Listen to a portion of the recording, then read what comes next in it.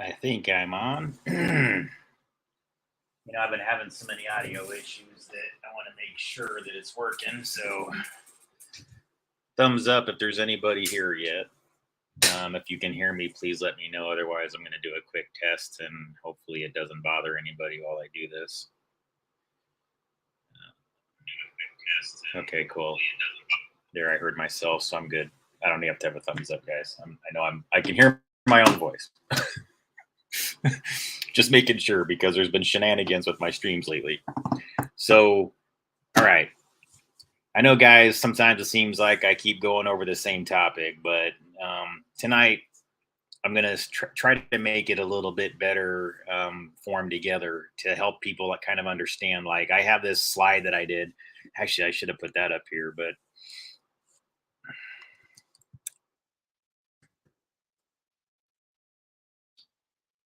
what's that? Oh, that would even be a better one. Okay, hang on. JPEG to your SAIC.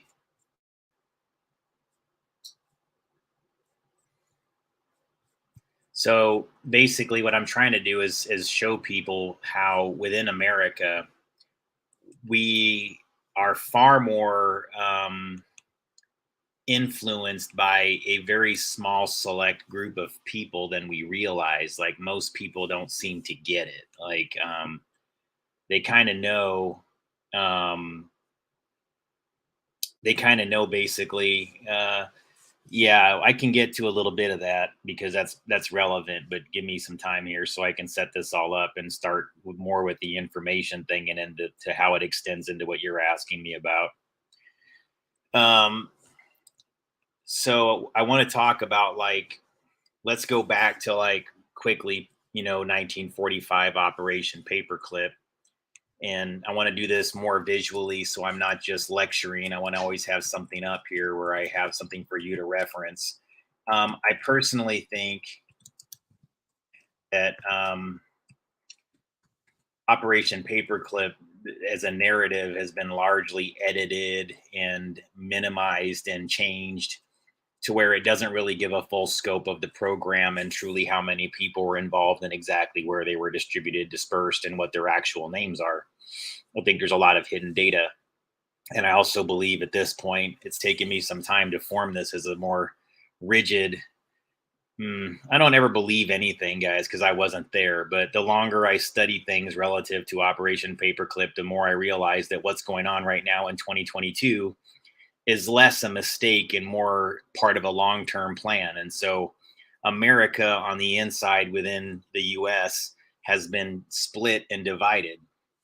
And what you have effectively are the people that were taken in by these Operation Paperclip Nazi scientists. And the rest that were more or less just regular Americans that were clueless. They were actually fighting for their families and their country. And they're just regular citizens that don't have any connection to Nazism and wouldn't be down with it. Moreover, they wouldn't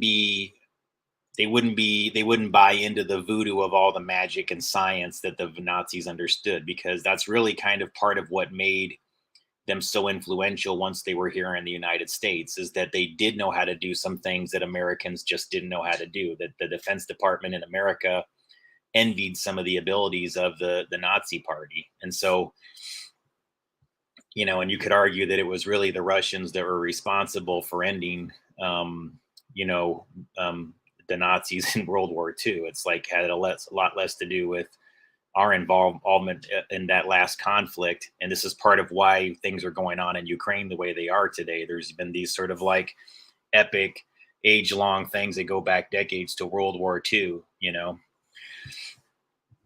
that the Nazis still, to them, it's not over. I mean, you guys understand, like when the Nazis talk about a Reich, that a Reich is 1,000-year like plan. And so these people, they play for keeps, and they don't just do things like a year at a time or a president at a time or even a decade at a time. They're always thinking way, way ahead. So the reason why I'm going to bring up this book by Wehrner Von Braun, and the reason why I say it's allegedly written by Wehrner Von Braun, is because I've kind of learned to question mark a lot of things that are told to us in America. There's a whole bunch of history that it's very Mandala-Effect, where you kind of go, are you sure that's the way it happened? Because I remember a completely different history from the way I was taught, whatever. So, like in a lot of different things, guys, like, there's like these surface level things where one person remembers Berenstain Bears, the other one person remembers it's Berenstein. Like me personally, like I'm from the group that remembers that it was definitively Berenstain Bears. Okay, I come from that mandala, whatever. What I'm suggesting, though, folks, is that sometimes somebody thinks that they're on an alternative timeline, and really what you're experiencing is that there's been these tests that have been put out there. They're just little things that these labs like to do to see if they can change the perception of an entire population and how that would affect. They're like putting little things like this out in there to the collective hive mind to get you to change your memory of things or how you perceive an actual event in current reality. It's everything within the modern era is psychological warfare. And the problem is that we kind of rely upon, I think, in order to remain stable human beings, I think we require a little bit of static truth in our lives, and it's not available any longer. And so we're increasingly, people are less grounded informationally because they're just not getting the truth and they can sense it. And people don't like being lied to. It throws us off of our natural frequency. We don't like to consume disinformation and lies. So I've been reading quite a bit of like doctrine from, things that have been coming out from the United States Army Psychological Warfare Division, things like that are recent in nature. And there's been some really good articles that came out today that I'm going to share with you also involving psychological warfare.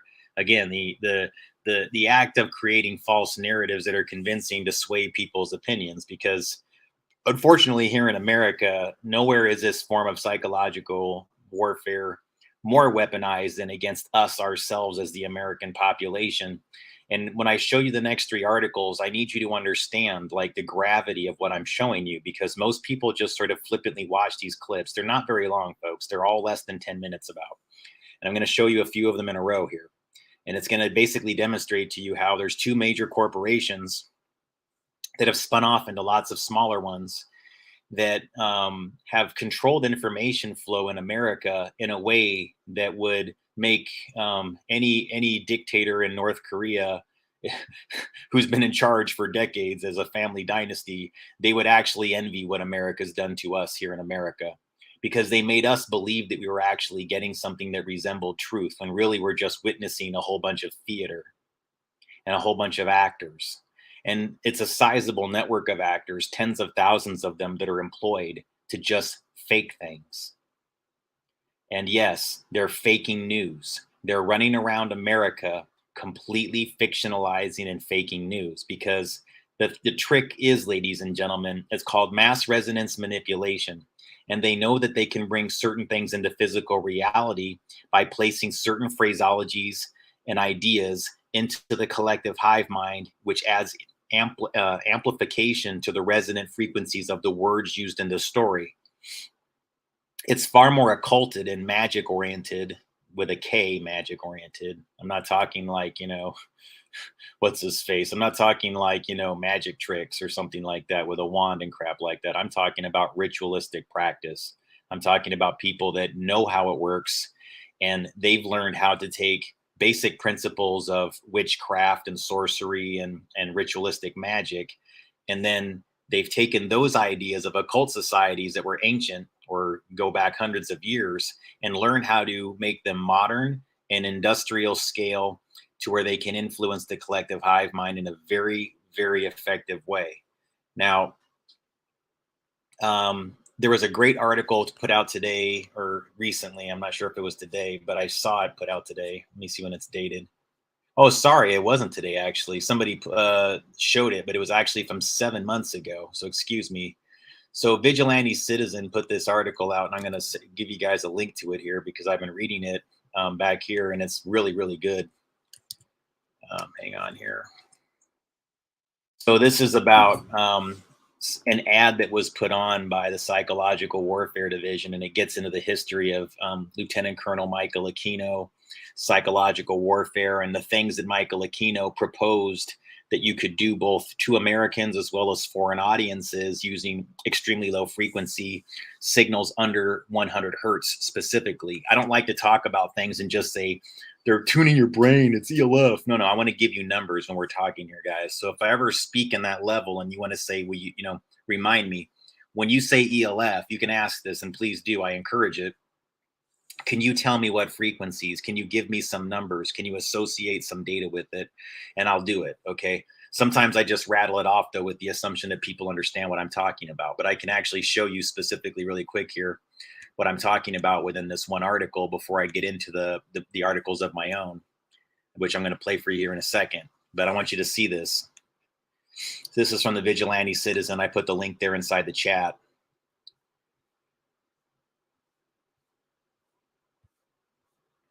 But when you get about a third of the way into the article, it shows you Michael Aquino and Mind Wars. And then it starts getting into the whole concept of the way he encouraged frequency manipulation, but they also show you his values. So there he is in uniform in the US military, but this is Lieutenant Colonel Michael Aquino behind the scenes. And just for the record, folks, this guy, if you don't understand, I mean, I think most people that follow my material have an idea or have heard his name before, but this man achieved some pretty high ranks within the US military Psychological Warfare Division. And again, I'm the type of person that says, fine, you know what? Typically and historically, guys, dark magic is a form of magic. Black magic, dark magic, or right, let me put it this way. There's black magic, which in my estimation is a focus on dark matter manipulation. It's people that operate in ways that they're trying to influence people to do things within physical layers without them having to do it themselves. And the concept of what they do ritualistically is to get others to do something in aid of what they're trying to manifest through the incantations, which is dark matter manipulation. And again, we're all comprised of frequency, energy, frequency, vibration, right? So if that's what we are, then incantations and frequencies are everything to manipulating our physical body, and our mental capacity. A frequency can change the way we perceive information. It can change the way we hear information. It can literally change the way we hear it, guys. I was trying to think what was causing my problem with my stream yesterday because it was completely bizarre. Well, one thing that can cause that is transmitting a frequency into my window, for example, that would just simply knows the exact audio frequency that my voice comes out of through my laptop. And it would just be a way of aiming that towards my window, and that could filter it out to where this microphone doesn't even pick it up. And I'd be going, what the hell? What's going on? Was there technology? And it wouldn't even be a technology thing. That would just be a way to white noise me by blanking out the frequency, filtering it out, doing things with more sophisticated forms of frequency jamming that most people don't even think to do. But the reason why I wanted to show you this before I get into the whole SAIC Leidos Dynetics thing and how that connects to Elon Musk and the whole Wehrner Von Braun space thing, because it's all connected, guys. You're dealing with a Reich. A Reich is a 1,000-year plan. Von Braun was selecting the next guy who was going to be in charge once the NASA narrative fell apart. The NASA narrative has fallen apart. Most people are going, bullshit, bullshit, bullshit, green screen, bullshit, bullshit. No way, we don't buy it anymore. We know what you're doing. You're taking our money, you're plunking billions of dollars into something, and it ain't what you're saying it is. So where the fuck is that money going? Well, then they had to come up with somebody that like wows everybody and gives them exactly what they're looking for at exactly the right moment. And so now you got Elon. But you forget about all the shit Elon does in the background. You're completely forgetting that your hero is part of the system of enslavement. He is. So, I like the idea that there's some benevolent billionaires. I want to believe there's some real life Bruce Waynes, but you guys, it's mind control. Just wake up. because you're giving away your power, those of you who believe it. And no, I'm not some bleeding heart liberal that resents what he's doing at Twitter. Quite the contrary, guys. What I've been trying to make a point to tell people is take the information as a win. All right. They're having to admit, guys, this is the way you should interpret what Elon's doing at Twitter. They're selecting characters that have been deniers, COVID deniers, 9/11 deniers, all kinds of people that are deniers. Matt Taibbi calls people that have an alternative theory on 9/11 tinfoil hat wearers, but yet he got put in charge of Twitter Part 1. See, people start to figure these things out. So they're like, oh, let's get Barry Weiss. And then they're going to go, let's get. It's going to be more characters that have been ignoring people like me this whole time, guys. Because I promise you, there's a whole bunch of these people that are in the, whether they're alt-right or progressive or whatever. When I send them something and they see that I'm actually real and I've got something that they can latch onto, crickets chirp. They run the other way and act like I never even sent them anything. And I'll tell you why.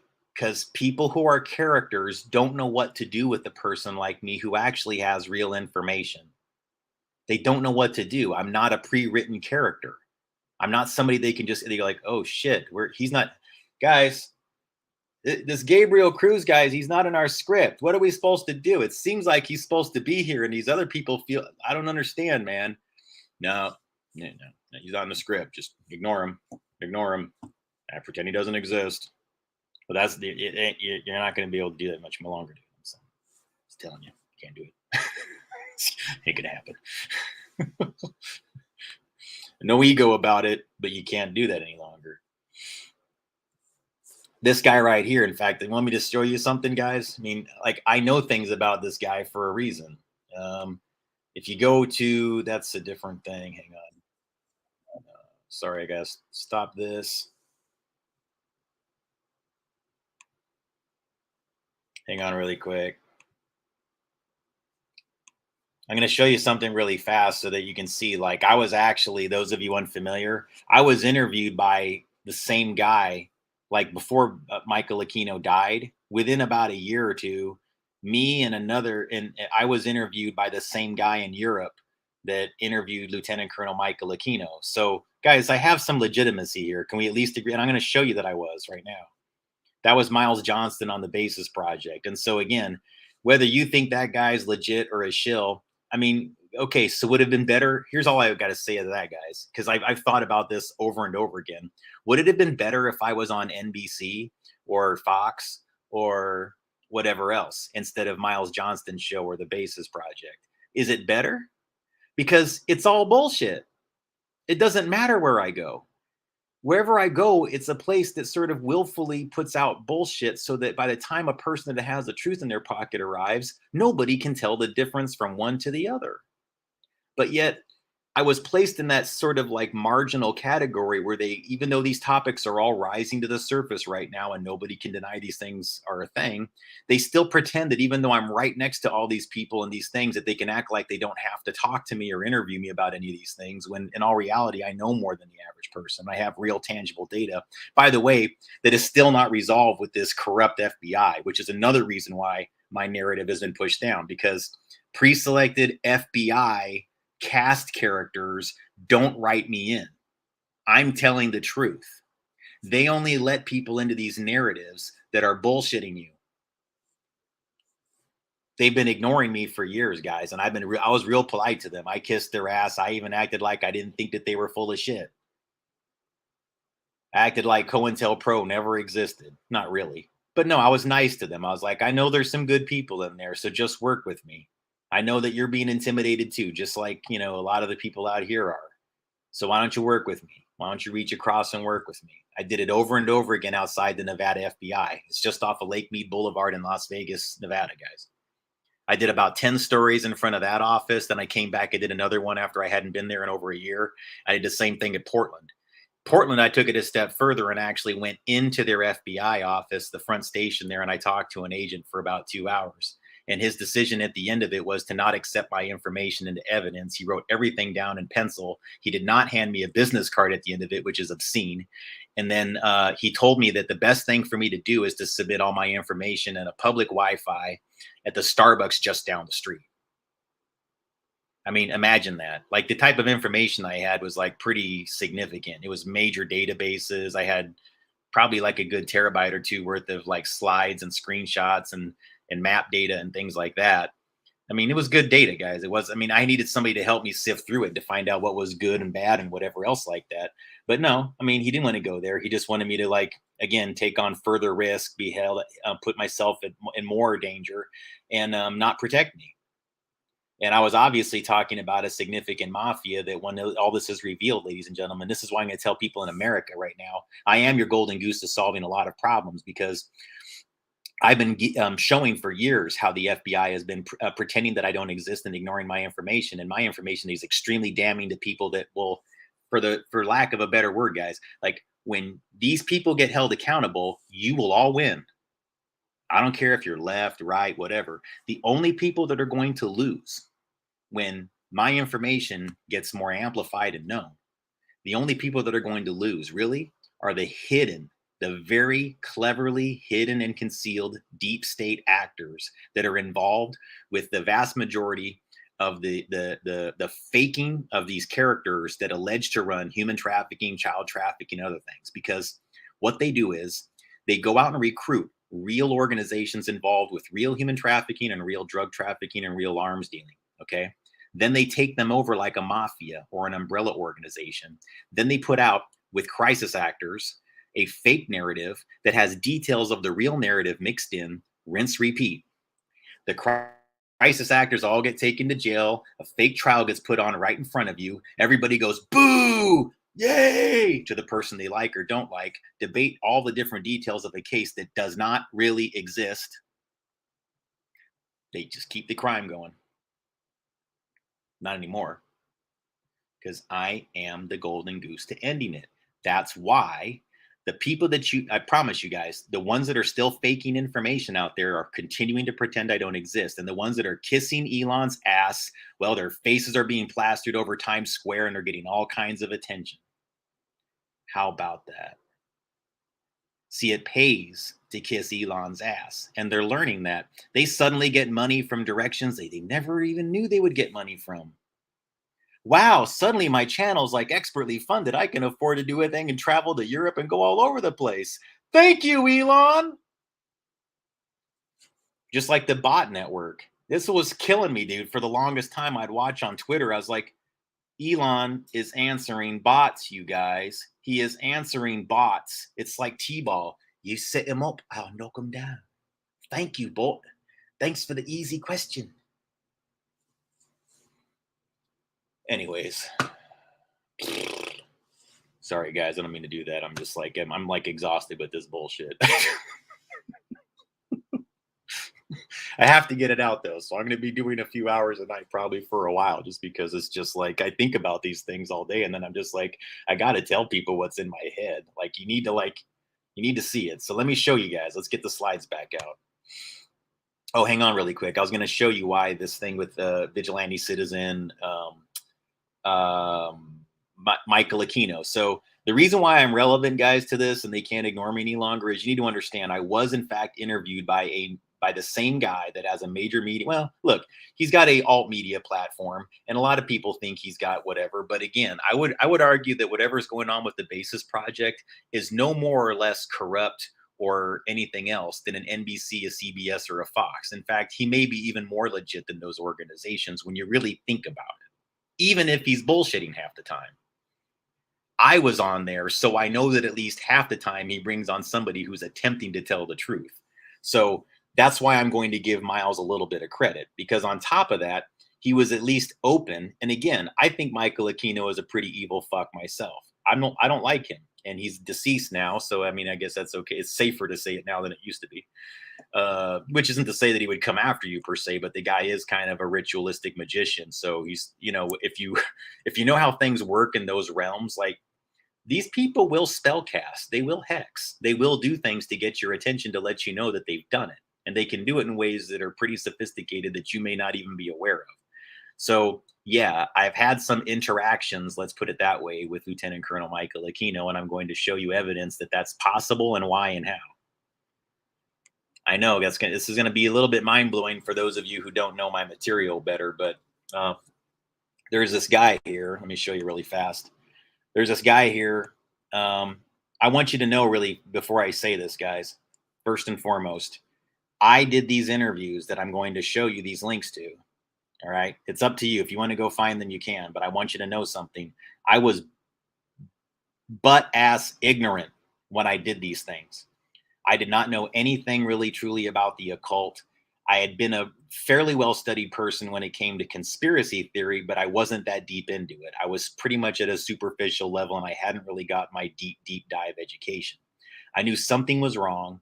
I knew that there was probably something going on with frequencies that was not in on the up and up, that I felt like I should research, and that it was my responsibility as a person who had a long career using radio frequency. I made my bread and butter. I earned my living by constructing, maintaining, and optimizing cell towers.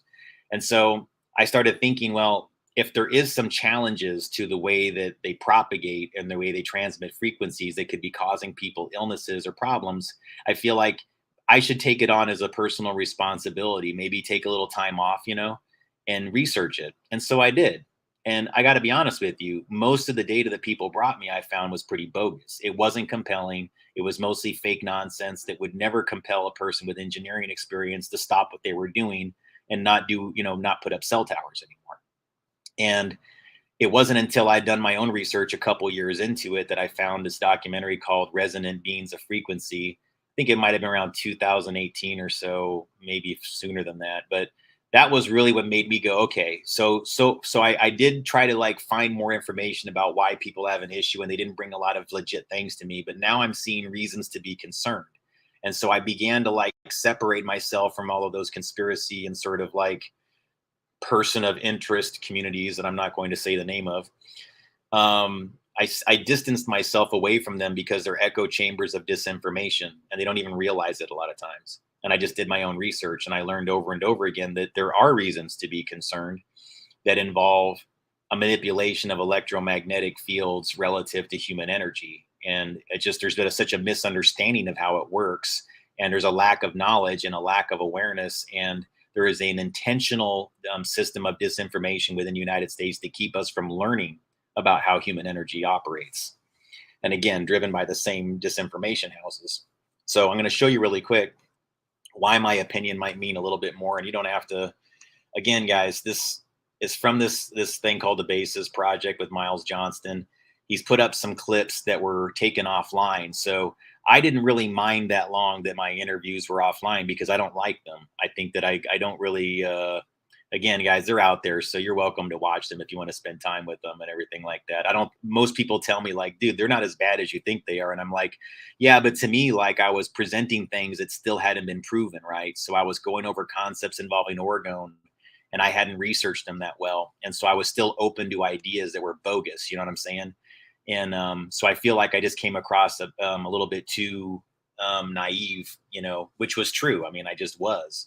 But I didn't want that to be the thing that I was remembered for, because I've done so much better work since then with my energetic series.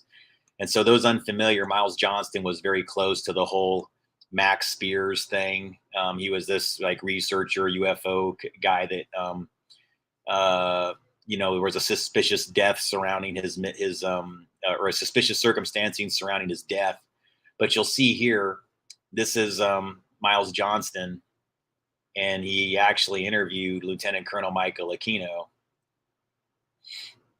So it says bases number 70, Michael Aquino, part 1. So I'm showing you that so you guys can see that I'm in the same echelon of being interviewed within those same categories of people. So if you scroll a little bit further down, he actually recently re-released some of my interviews.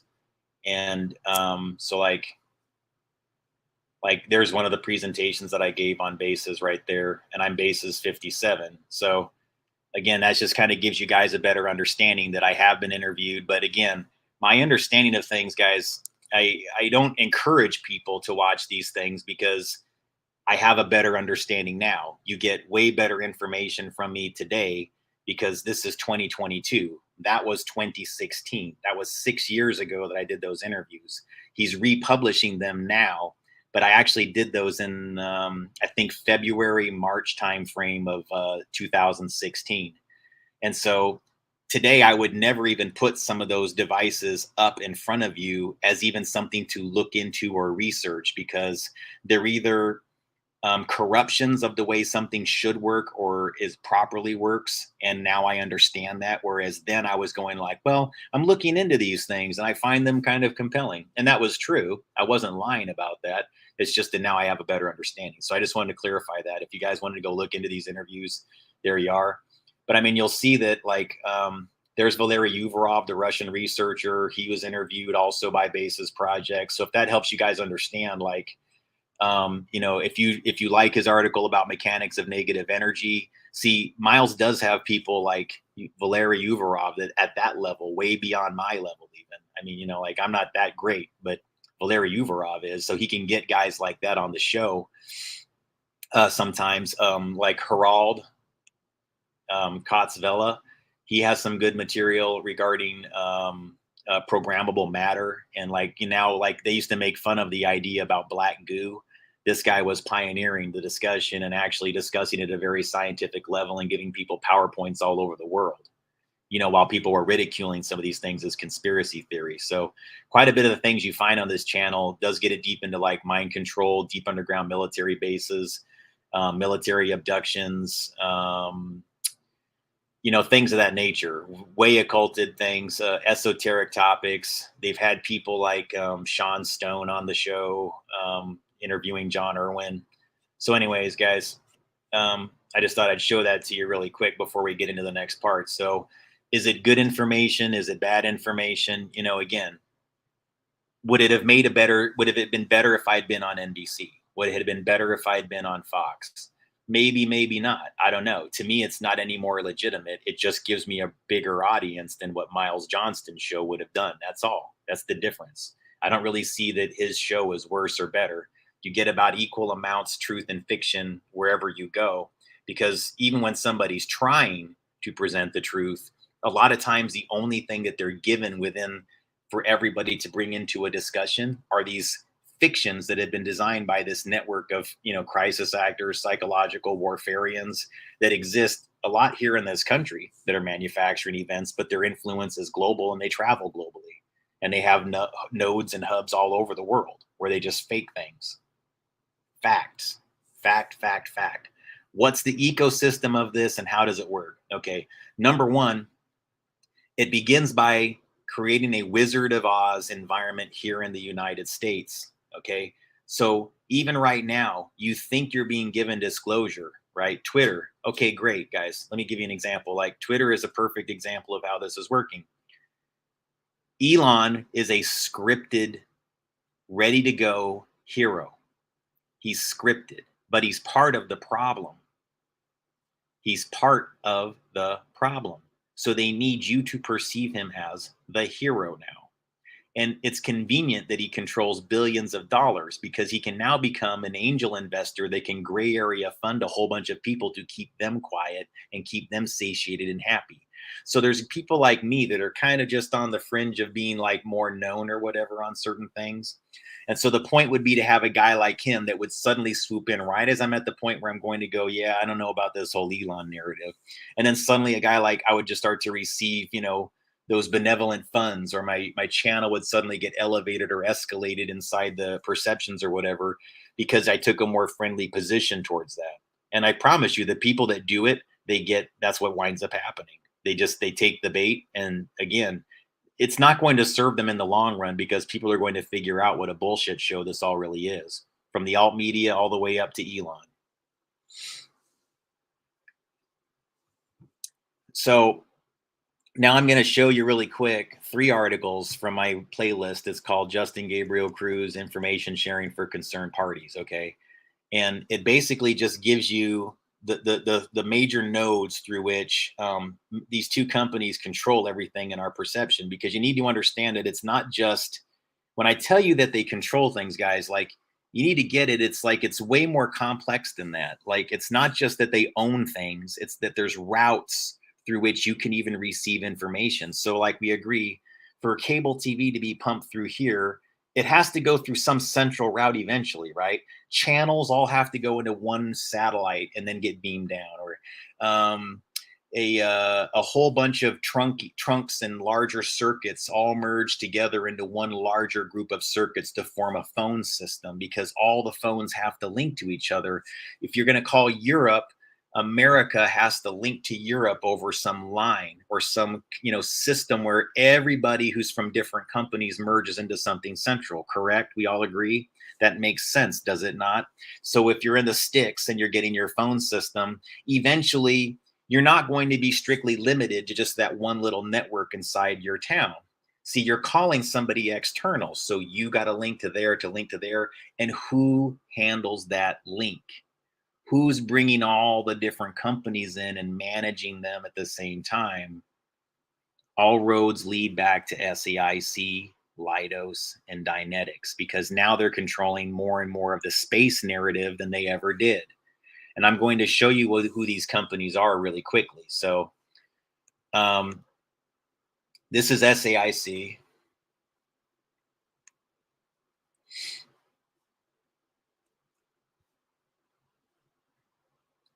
This is kind of where it began, was with this company. And again, I'm not going to like get too deep into all their histories, but it's just that you need to kind of understand that, like, they put barely a blip.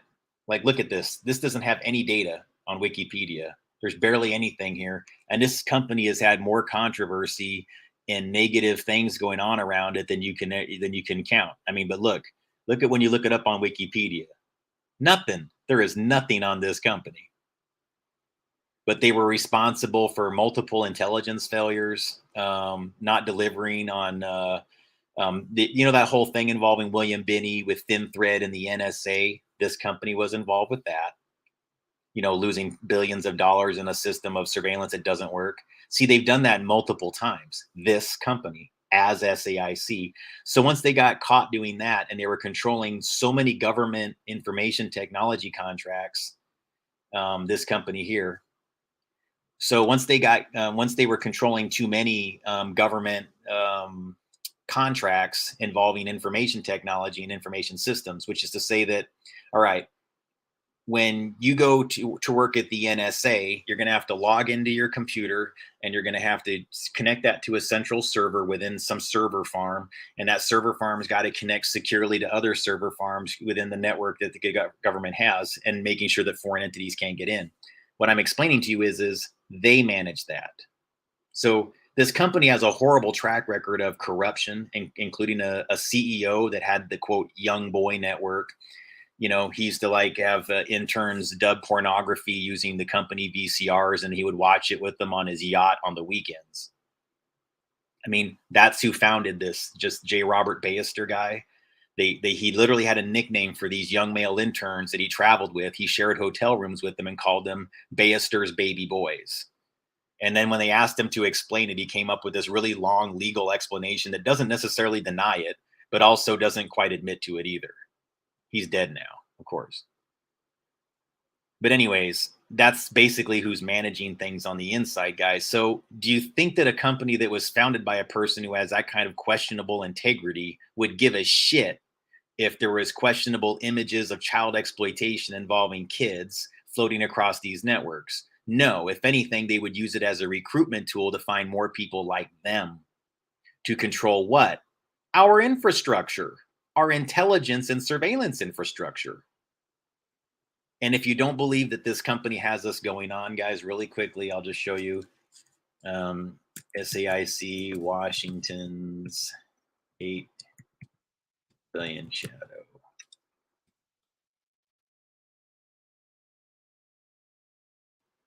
Oh, that's not it. Hang on.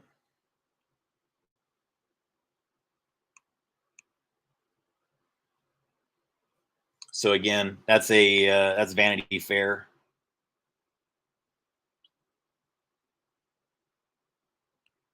Said you can see I'm not jiving.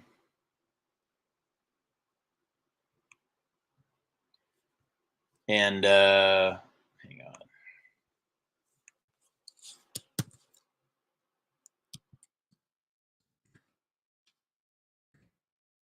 And there it is.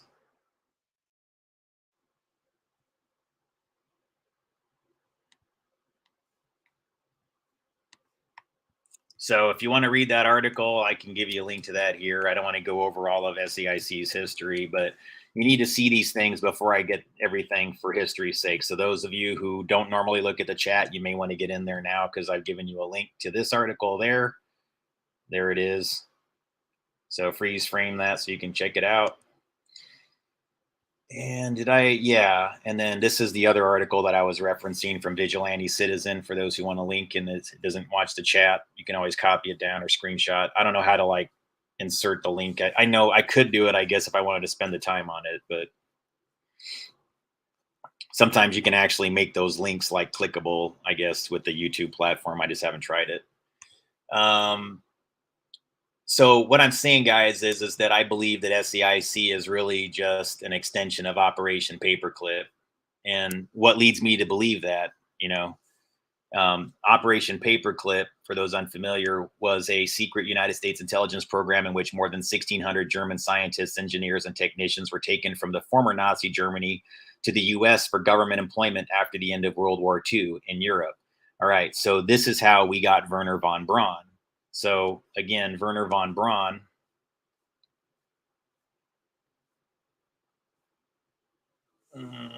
Let's see here.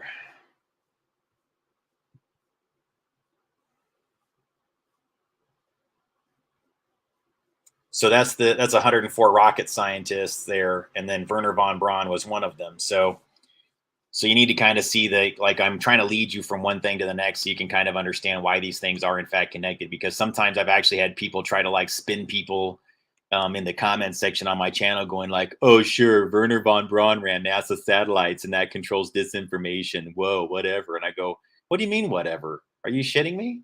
No, this is how our guys, this guy poses with the let me show you something, guys. This guy's a Nazi SS scientist. Now who is he? If you go to his thing, it says he was a German American aerospace engineer and space architect. He was a member of the Nazi Party and SS, as well as a leading figure in the development of rocket technology in Nazi Germany, and later a pioneer of rocket and space technology in the United States. So again, he only came to the United States as a captured Nazi. Or, if you ask me, somebody here was waiting for them to bring them over here to do a soft coup of the US and continue the Reich. And we didn't consent to that, guys. So America's not bad. That's not ever what I'm saying when I say that. I think that what you have is within American military, intelligence circles, and media is a heavy, heavy concentration because those are influence leaders. But see, that's a small percentage of our population that controls a large percentage of our population. Okay.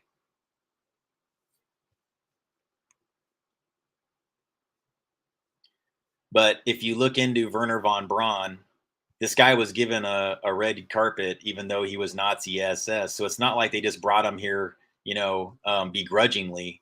I want you to see the kind of influence this guy actually got over time within America. He wound up leading NASA.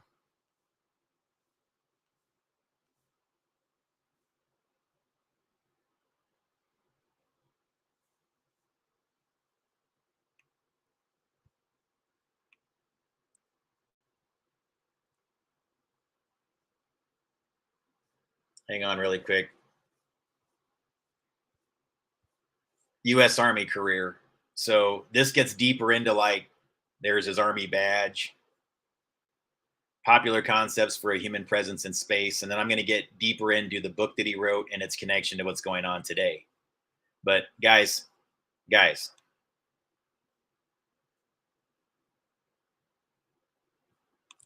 so what do you think the problem is? Who's doing the culture indoctrination? Who's telling your kids to go do all these crazy things? Who are trying to teach them things that even you are kind of like, hey man, I'm understanding and I'm all down with people being themselves and all, but you're ridiculous. Well, would it not be Disney? Isn't it Disney doing that right now? And who is that? That would be Mr. Walt Disney posing right next to Nazi SS Wehrner Von Braun, very happily, very proudly. So they're part of the same narrative. And what do these groups do? They get you to believe a concept of what space is, do they not?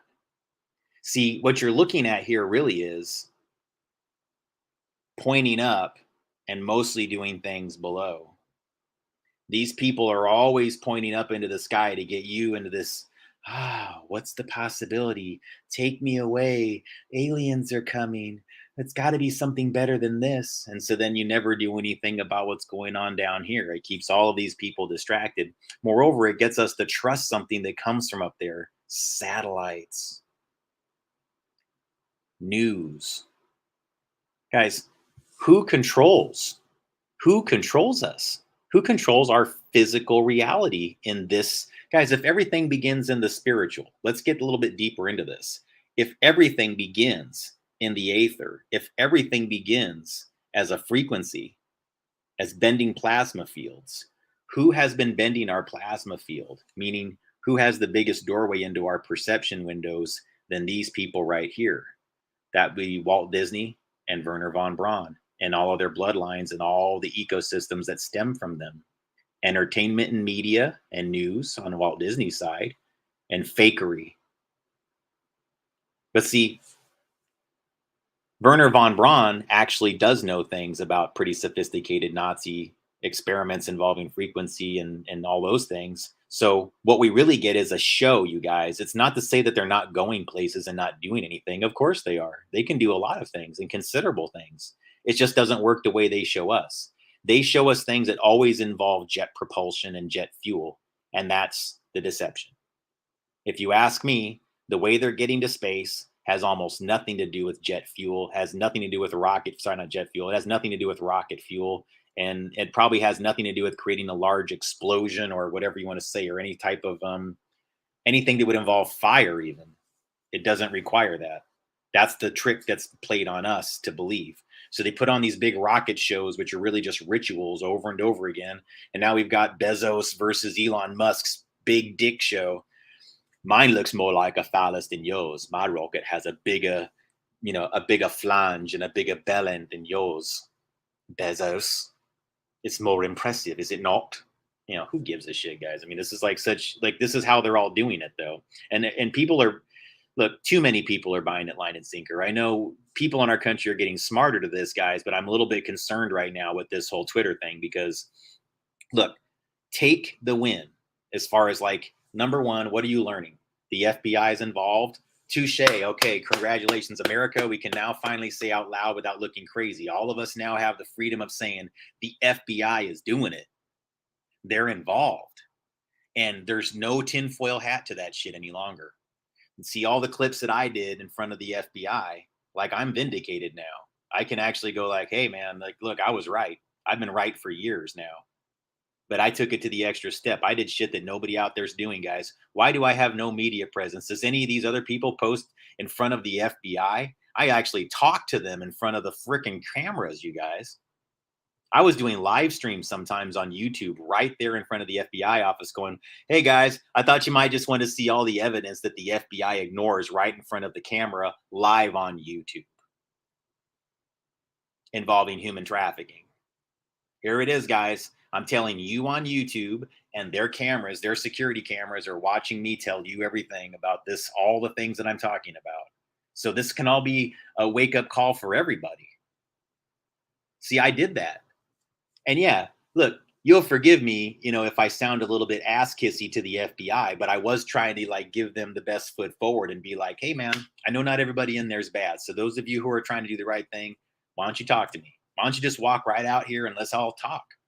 But see, they still all those times in front of it was actually behind the Nevada FBI did those stories. But guys, you can see their security cameras, the walls right there. They go and park their cars and they have all their lot back there. They heard me.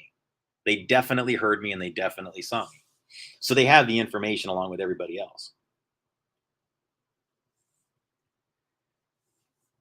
Yeah, guys. So again, I realize that there's sometimes when I do things where it makes it look like I'm shilling for them, or it seems like I'm kind of an ass kisser of theirs, and that's not what it is. I know COINTELPRO exists, but you have to understand the method. If I walked into the FBI office with all my information, knowing that they're the jurisdictional authority, and the first thing that I told them was, guys, I'm conscious and aware that you're connected to all of these conspiracies, blah, blah, blah. Yeah, they're going to throw me out the front window. So I don't want to show up like that. but they were already ready to throw that label on me, so it didn't really matter. But I still wanted to put my best foot forward and give the information as well as I could and just see what they did with it. And again, now they've been backed into a corner. Now everybody has seen that these people ignore it. Guys, now I have about a good solid 4 years of evidence and proof that we exist in a country where the FBI straight up does not do their job relative to federal law enforcement. And you know something? Here's what I think should happen in America. And I think we actually have a case to do this now because the FBI themselves changed their charter to where they're no longer responsible for law enforcement. I don't know if you guys know this, but this happened like the last decade where they changed their charter from being from enforcing the law. They removed it, you guys. Can you believe the FBI actually removed the words federal law enforcement? They eliminated that and replaced it with national security. So they don't law enforce, they enforce national security. They do not enforce federal law, they now enforce national security. If you ask me, the reason why the FBI would change that is to straight up tell people now it's just about making sure things here stay securely the way they are, but there's no law enforcement. And what's going on right now? Can you get them to do something at a federal level that's real? No, no, nope. They are not doing shit that's real. They just aren't. They're too busy making everything up with Walt Disney and Elon Musk and Wehrner Von Braun's kinfolk, whoever they are. There's generations of these Nazi paperclip. Like, guys, like, you think about it. Like, my parents were born the exact same year that this guy came into Nazi America, and they're in their 70s now. So they've had me, and then I've got siblings that have had kids, and some of those kids are capable now of having their own kids. So what I'm telling you is, what if some have the Nazi ideologies that they just simply conceal? And they've just gone this many generations, and now they're reporters, entertainers, musicians. And how did they get that way? Well, you've got to agree to the agenda. And they get you a whole bunch of different ways. It's not like they walk up and say, you're going to be a Nazi, but they'll get you to do the Nazi shit using the club that they get you enrolled in. They'll use you. I don't even blame everybody that's doing the Nazi shit in every case, because some of them don't even know they're doing it.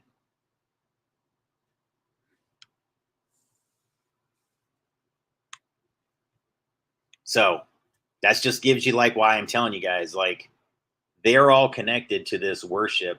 SAIC, Leidos, and now Dynetics is all involved with the worship of this guy, Wehrner Von Braun. So going back to SAIC and Leidos, so SAIC spun off the Leidos, and that's this company here. And you'll notice that it says Leidos, formerly known. I like this. See, this is how they hide and obscure their corruption, guys. It says Leidos, formerly known as Science Applications International Corporation, it is American Defense Aviation Information Technology and Biomedical Research Company headquartered in Reston, Virginia. Now it says formerly SAIC, but here's the thing, guys. SAIC is still an active company. The whole reason why Leidos was formed was because SAIC had so much of that. I was telling you earlier, they have the server farms, the computers, and all the different software platforms that connect all the CIA, NSA, FBI, that kind of thing. Like, they manage it. So they had already gotten so many of those internal contracts in America that they had reached their limit, that if they got any more, it would be illegal for them to carry any more contracts. It'd be like anti-competition. So they decided to just basically make a whole new company and call it Leidos and act like it replaced SAIC, except they said, well, we're going to make this new company. It's going to do everything that SAIC did except the computing and ITIS things. We're going to keep that intact as SAIC. But Leidos, well, they're free to pursue those businesses also. So you see why they did that, you guys? It's so that they basically could just take the rest of the ITIS off the government's hands and pretend it's being run by two different companies that are really just the same company. Okay.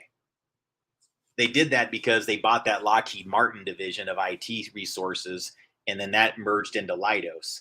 And SAIC already had their piece. So this basically SAIC had one piece, Lockheed Martin had the other piece, and this was way of SAIC acquiring Lockheed Martin's piece but making it attributed to the new company Leidos. And they package this all as like, yeah, we're just, starting a new company, not for any reason, just spinning off, No, there was no reason to do it except for that corruption. And they basically, if you go into deep into their history, controversies, I'll get into this in my articles, guys. So I'm not going to get into this right now, but this is important to look deeper into because they also now are involved with space via Dynetics.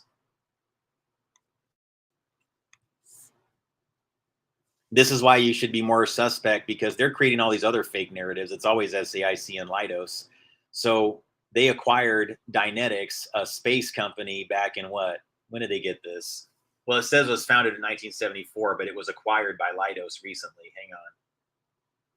Yeah. So on December 17th, oh, wow. Like they're about ready to hit an anniversary here, guys.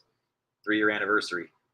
On December 17th, 2019, Leidos announced the purchase of Dynetics for US $1.65 billion, and acquisition was completed on January 31st, 2020. So, guys, okay, think this through a little bit. So now they've got all the ITIS business. They've got, more influence than God when it comes to government computers and government surveillance systems. Then they go and take on space, Dynetics. They buy into the space program. So what's gone on the last 3 years, guys, ever since SAIC has taken a greater interest in the space program via Dynetics? Who has just accelerated and skyrocketed to everybody's perception has become their new billionaire hero? Mr. SpaceX. See, you guys were voting between two deep state characters that own things for other people, the mafia and other groups. Whether it was Bezos or Elon that you're going to choose to like for the space guy, they're both part of the original plan that Von Braun had in place. It's just lucha libre, but always controlled by the same Nazi puppet masters. So just stop. It's okay to take your learnings from it. FBI's corrupt. Cool. Thanks, Elon. But you're a character, Elon. So I'm not thanking you, Elon. I mean, great. You're the person put in charge of it, but you were just as involved. Maybe not directly in this Twitter shit, but you've got your own things that you're doing to make everybody have the wool pulled over their eyes. So this is just it's cleansing Elon, who is incredibly dirty. It cleanses him while he's part of the whole ecosystem that has been doing all this shit to you guys. But now he's taking your position, so you like him. It's just, God, dude. And right at the same time that he said, yeah, we're ready to stop putting my little mind control brain reader in people's heads. Yeah, don't worry. I just want to put a microchip in your brain. It won't hurt. It's okay. Neuralink, it's okay. Put a microchip in your brain. It's all right. Can you imagine, guys? But everybody's like, yeah, okay, he said that. But guys, we're getting all these Twitter files. Okay, you don't see through this? That's why it's happening the same time, and especially close to Christmas when all the regular people are distracted with family things and trying to shop or just make end of the year things happen or whatever else is going on. Brilliantly timed. Because everybody that just stole everything away from you, like everything involving the election and all the things that happened there, now can conveniently come in and clean up the crime scene that all of them are crisis actors from the same ecosystem involved in. Don't worry, though. We're going to clean up this mess for you. I just purchased the crime scene for $44 billion. Well, yeah, dude. And you run crime scenes that are worth a lot more than that. You run a few other ones that are crime scenes. Khazarian mafia-run companies made to look like they're investor-owned when the little guy owns hardly any of them. Small group of families own the vast majority of those Blackstone, BlackRock type funds, Vanguards, all that shit. And they just take everybody else's money. It almost becomes a requirement that you pay tribute to them via your 401ks. You got to pay tribute to all the bullshit bogus companies that they're propping up with your 401k and IRA money if you're lucky enough to have that. If anybody has any left, that's what it's being slapped towards, is all that bullshit. So is that helping any of us? Who is that continuing to prop up? So guys, that's all I'm saying. Can we just get more sophisticated? I think that here's the thing though, when I meet people day to day, they're not buying the bullshit. So when I see all these people on Twitter and the same characters and alt media going like, no, he's great. I'm going, no, I think you guys are all part of the same ecosystem. They're trying to convince us that this is not the bullshit that it is. And it is bullshit. But the truth is, yeah, the FBI has in fact been in these companies fucking with our information, rigging our elections, and rigging our perceptions. The thing though is once you get past this next deception, guys, okay, so fine, you're going to find out that all these things happened. It's too late for you to do anything about it. Okay, so part 3 is going to be how they trick people into getting a bunch of COVID shots and manipulating the narrative. Well, if you're one of the stupid people that got scared into it, and I'm sorry, I don't mean to call you stupid. Like, there's some nice people out there, so I apologize. But if you were one of the people that were, look, yeah, sorry guys, that was not right to say. But if you actually went out and got the shot, okay, or got any of the shots, and you experienced the ailments as a result of it, then yeah, you're experiencing like the deception. You actually got hoodwinked in a way that you can't reverse. They convince you to do something that is irreversible. Okay, Biden, we got Biden as president. So they rigged people's perceptions in the election to make sure that we got the other fake person elected instead of one other fake person elected. Fine, whatever. Okay, that's relevant though, because I think the people did want the other candidate for the most part. I think that as fucked as our country is right now, and even if Trump is a puppet, it doesn't really matter. The people wanted that puppet more than the Biden puppet. That was obvious. But the algorithms went into hyper overdrive, trying to convince people like, no, that's not what's happening. That's not what's happening. Like if they just keep repeating something in the media, putting it out there, that candidate won, that candidate won. Well, there's still another deception past that because we're still being presented with fake options. Now they want us to debate over the fake options. Rinse, repeat. How many times have we done this with elections that came this close? Oh, it's 50% versus 50%, 49% versus 51%. It's just by a few votes. Oh, bullshit, bullshit, bullshit. No, it's not that close. It's just to keep everybody in suspense. It's just an energy harvesting mechanism. It's bullshit.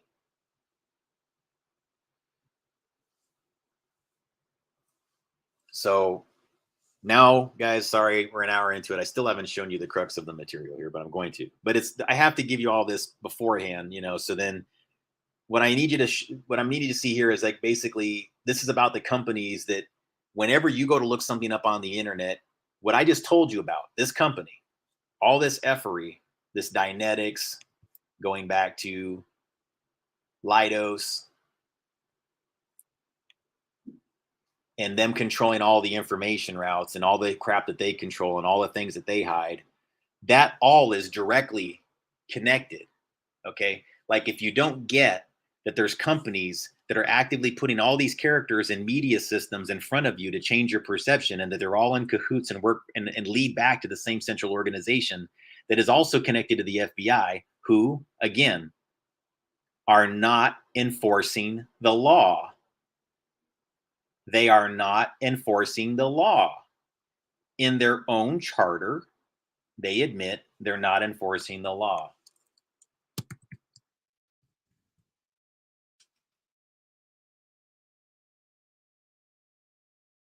I'll show you really quick before, because sometimes people will say, what are you talking about? The FBI quietly changes its mission statement without telling anybody. So they did this back in 2014. The FBI's primary mission is now counterterrorism and counterintelligence. The old fact sheet the Bureau gave to the media said the primary function of the FBI is law enforcement. Foreign Policy reported that the Bureau's fact sheet has been changed to say the primary function of the FBI is national security. Well, that should tell you everything, ladies and gentlemen. Okay? So if you don't feel like it's your job to enforce the law, if it's just to secure the nation, you understand what that could mean to a lot of different people. Security for who? Securing what? Our pacificity, that something's being done when it's not? Because all they've been doing, you guys, is recruiting criminals into their ranks and managing them. And then we all get a big shit show. We get fake trials with puppet judges, all just to get our attention. And they're all mass resonance manipulation events. Court TV's made a whole ecosystem and a whole industry out of these fake trials. They're about as, I mean, honestly, guys, you probably get more real when you watch Wapner or Judge Judy. Those are probably more real conflicts than you get in these major trials. And I don't, these celebrity ones especially. It's all a show for you. It's a distraction.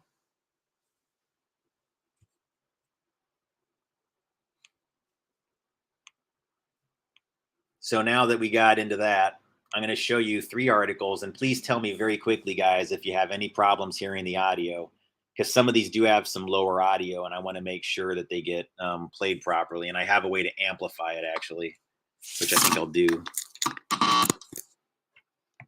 Here, I got a way to amplify the audio through a speaker. So that way, if there's some filtering going, I can address it. All right.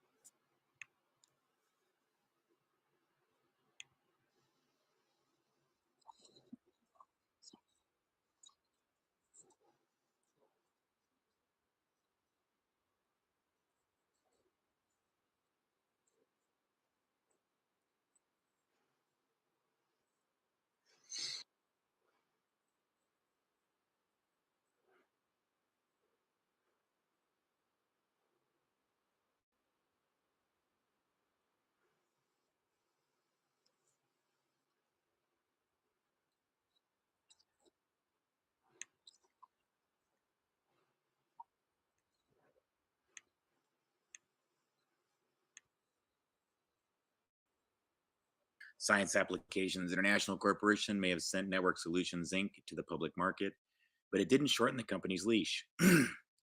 Network Solutions, the Herndon, Virginia registrar of internet domain names and purchased by SAIC 2 years ago, made an eye-catching debut on the NASDAQ national market September 26th. More than 4 million shares changed hands that day, giving the company a one-day gain of 30% and a market value of $350 million. San Diego-based SAIC let the public buy 22% of Network Solutions through the initial public offering. SAIC spun off Network Solutions, but it does not want to let go of the work in progress yet.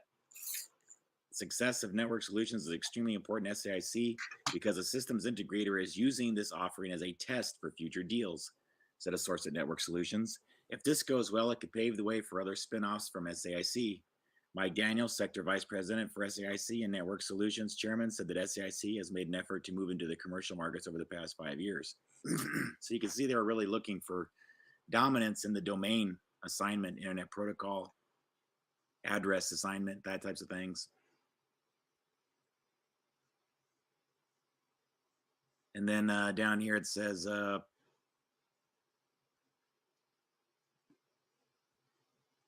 having a monopoly on that market has given Network Solutions healthy growth over the past 2 years. With 1 million domain names registered, the company's revenue almost tripled to 18.9 million last year over 1995. But the future of that business is in question. The National Science Foundation said that it will not renew Network Solutions' exclusive contract when it expires in 6 months.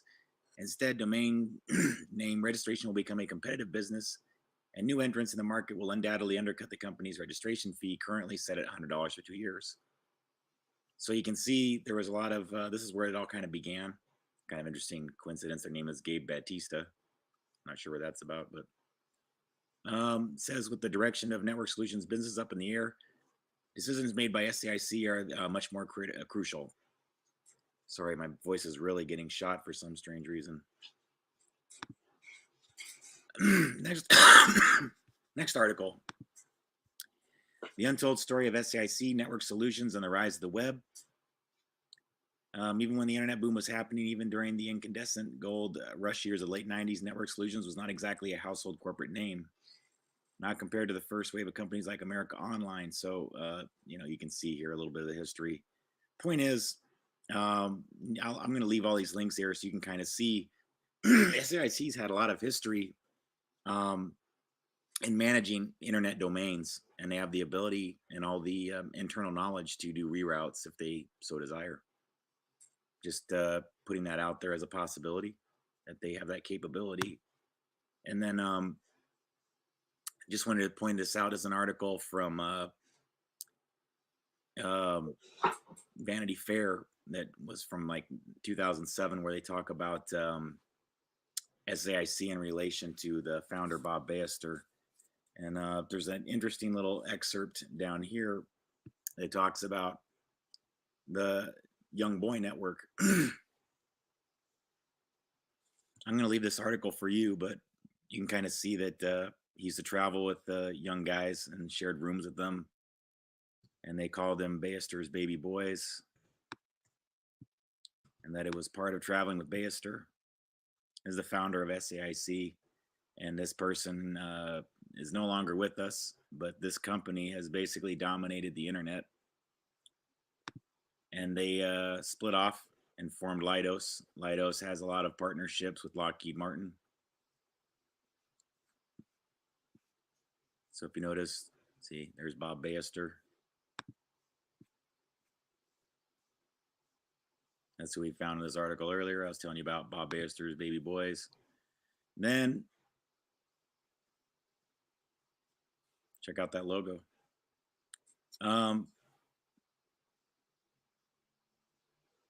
You can see they have a lot of connections right here. Booz Allen, Hamilton, Boeing. Connections a thin thread. But you never hear about their name. No one ever talks about SAIC. Excuse me, folks. This is very strange what's happening to my voice right now. So there you go, guys. You know, it's interesting. This company. I'll have more on this tomorrow. Thanks.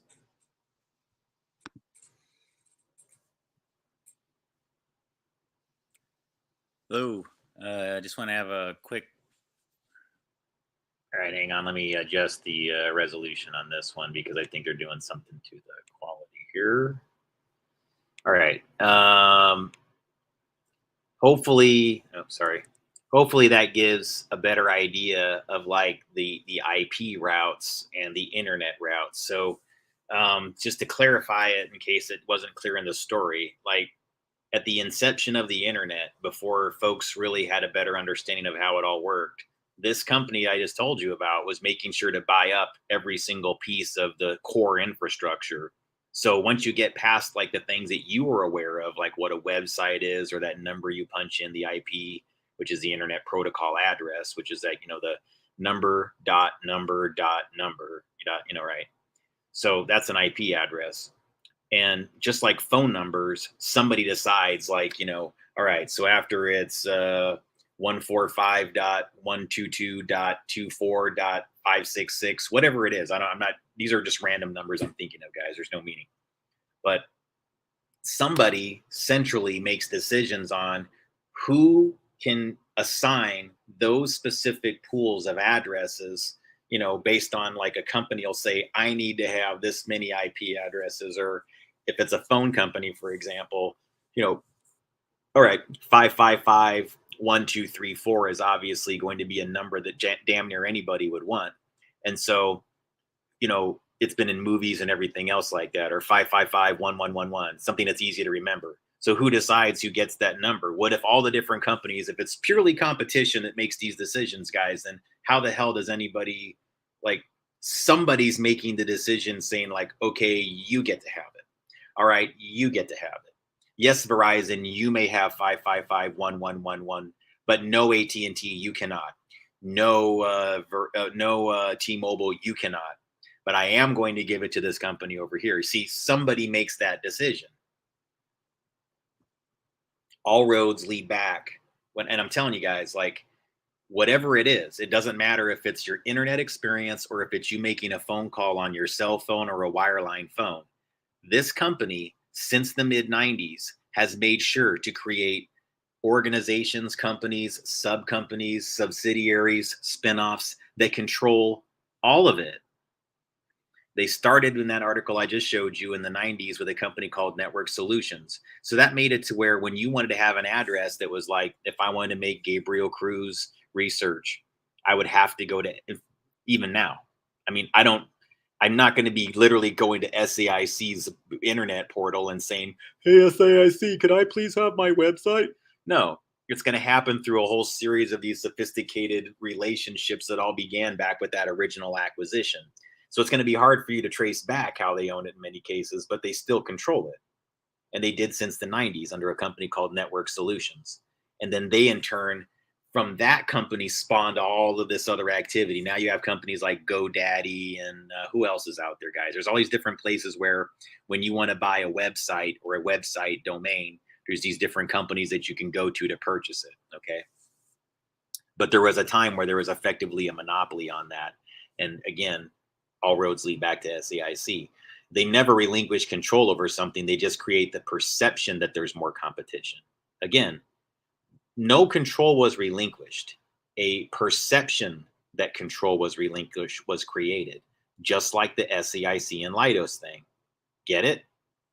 Oh, it's corrupt for us to control pretty much every computer that manages national surveillance. And they want to make sure that no one company ever does that that's external from us. Okay, how do we skirt that law? Well, we just create a whole nother company that's still us. And then we take the rest of the business that we don't already have. Then we own all of it. And that's what they did. Okay. Well, I get it, you guys. So, the noises makes a good point. Am I blaming is the government can be a lot shadier with private contractors because they don't have to worry about the information being classified or exposed. The public doesn't have a right to any of the info. Well, we can play that game too. What I mean to say though, folks, is like there's a lot of things that these folks really don't want out there and don't want people to know. And then it's a matter of whether or not you want to place the right amount of amplification to those data sets to make sure that the right thing happens.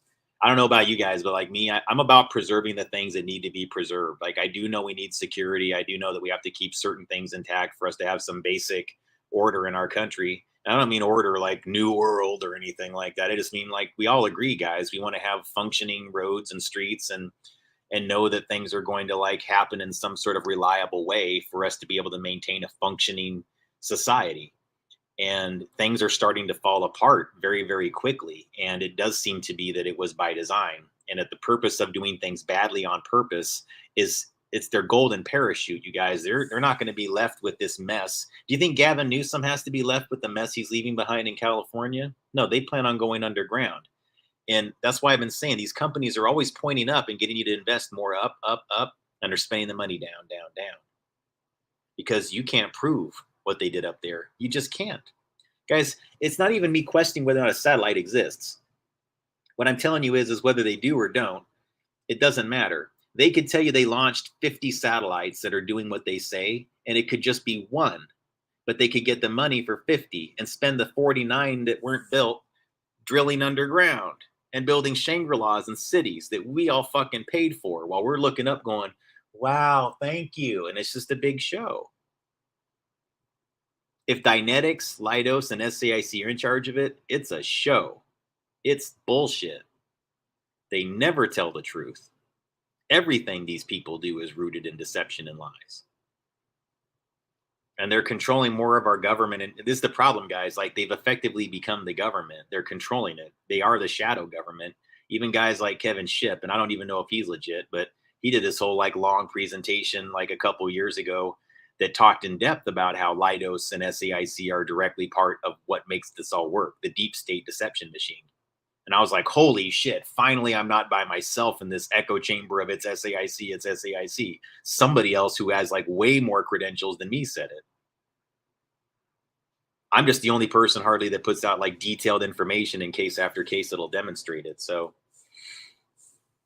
okay, so Enigma and on. So that would explain a lot of the DNS hijacking as well. Okay, great. Let's talk about it at that level. I've said this over and over again, guys. All of you, if you're like an Anon or if you're whatever, you never escape their sandbox. I promise you. I know you think you have a technology way of doing it. I'm not going to say you're this or that. I don't know what your deal is. But see, a lot of people think that they can anonymize themselves or they actually have a way to VPN that is untraceable, or they have a way to, like, guys, when you're in America, there is no route that SAIC Leidos doesn't have access to that you can do your effery in. So whenever you're hacking and doing your environments, you really have to think of yourselves like you're the hamsters in the habit trail, and that SAIC and Leidos are the ones watching every goddamn thing you do. And the reason why you think that nobody catches what you're doing is because they're just watching you do it. They want to know who the most clever people are. They want to find the talent, and then they want to see how compromisable you are. Can they use you? If you're a person that has ethics and morals, then no, they're never going to accelerate you or whatever. If you're a person that has ethics and morals, but you believe a lie and you believe it strongly, and that lie works for them, well, you're the pure-hearted, good, holy person that they use as a useful idiot. You're the person that they use to get all the others that need somebody like at an intuitive level to believe in. They're going to go, I think this person's telling the truth. Well, they're a trustworthy person that doesn't even realize they're communicating something that's bogus sometimes. And that's why they're used, because they need that etheric footprint, the trustworthiness of the person that actually believes the narrative and is communicating it outward, the quote, useful idiot. So some are arguing that Elon's a useful idiot. If he is, you guys, then he's one that knows he's a crisis actor, useful idiot. That's what I'll say. Because he is a crisis actor. He comes from acting roots. Now, his bio ain't going to say that. They're not going to say he was born with this other name and that he actually began as a Hollywood actor that they turned into one of these deep state owners of PayPal. No one ever even looks into the fact that that the way these people do everything is language corruption. And he doesn't even like bother anybody that this fake character that is Elon Musk, I don't believe he's fake. Yes, he's in physical reality, guys, but he is a character. Okay, he's a buffer character for the Khazarian mafia, if you ask me, and a bunch of other deep state interests. But that's what he is, because we all know you can tunnel way faster than Boring Tunnel Company does. We all know there's better concepts for clean energy cars than Tesla as a vehicle, and that it's a bastardization of the scientist Tesla's name to even use his name in such a ridiculous monstrosity of an electric car. That's a dirty electric car that doesn't have to be as dirty as it is. Guys, I don't have a problem with clean energy. I think these are bullshit clean energy concepts. There's better ways to do all of it. Even the hydrogen car is a better idea than fucking the Tesla. But there was people making cars that could run on water in the 80s. But again, I promise you that this benevolent billionaire is not going to go find that guy and make sure he's safe and okay. They all have interests. Am I right? It's okay, guys. You can disagree with me, but it's like we have to be smarter, guys, because we're letting all these people take our power away from us. Like we're literally giving away our influence to a bunch of people that they didn't do shit to earn it. They just came from the right bloodlines. I would argue Elon Musk is an actor that is chosen just like royalty. He comes from the right bloodlines. He'll say the right things at the right time to the right people, and so they're willing to give him all the funding and resources to where he's in the right space. And see, he's saying the same things that a lot of people like me and others say. That gives him legitimacy. He's into the same things. He kind of handles himself in a similar kind of garage aesthetic way. You know, well, I'm not really into being rich. You know, I'm willing to stay in a boxable home and I sleep on people's couches, even though I'm a billionaire. Okay, fine, whatever. You're still flying around in jets, dude. I mean, come on, like you're not that humble. Come on. It's all right though. I mean, I get the stories are tempting to be into. Okay, I get it. So let's go on to the next part. So I told you internet, right? So we understand now when you log into the internet, every IP address, whether you think you're VPing or hacking or whatever else like that, you never really are. What you are is you're in some big aquarium habit trail, and all the little tunnels and routes have been predetermined by them. And so some of you that are out there that are hackers and other groups or whatever else like that, you're going through the little habit trails, and some of you learn how to reroute them. You kind of go like, man, I don't like this, man. I can tell they know what we're doing over on this little tunnel here. How about we take this one apart We merge this one over to here and link this one up over to here and everything like that. And then they're all going to be so distracted to looking at these other tunnels up here. Didn't even notice that we routed a bunch of these other tunnels down here in the habit trail. But you're still in the habit trail. So like sometimes you hoodwink them a little bit. Like they don't see exactly what you're doing while you're inside their aquarium. But you're always inside SAIC and Leidos' aquarium while you're in the United States, especially if you're in the United States. I can't really speak to other countries, but I know when you're here in the US, and it was even true for other countries for a long time based on the control they had. But that all got delinked like about several years ago, I think under Obama. And I think they moved the centralization to Belgium or something like that. I can't remember how that all worked, guys. But there was some delinking to SAIC controlling all of it at that point. But see, now it's almost like a competition between the fake history internet that SAIC and Leidos have created with fake histories. And guys, that's what I'm trying to explain. Like it is filled and populated with fake, reinforced Nazi paperclip histories where they are trying to get us to believe their stories and their narratives aggressively. So they'll populate Wikipedia with their bullshit. They'll take out things that make them look bad. They'll insert things that make them look like heroes and reinforce their fake narratives of fake family members that don't exist because Nazis aren't going to tell you they came from Nazi bloodlines. Guys, have you found one person in America today that is successful in running a company that says, I am the son or grandson of a Nazi scientist from Operation Paperclip? Anyone? Bueller? Bueller? Anyone? Bueller? No. I can't think of one because they're hiding who they are. Which means if they're not going to be honest enough to tell you that they at least have the lineage and that they're not like their family, then they're probably doing what their family does. They pretend to be something else while they promote their Nazi agenda to you.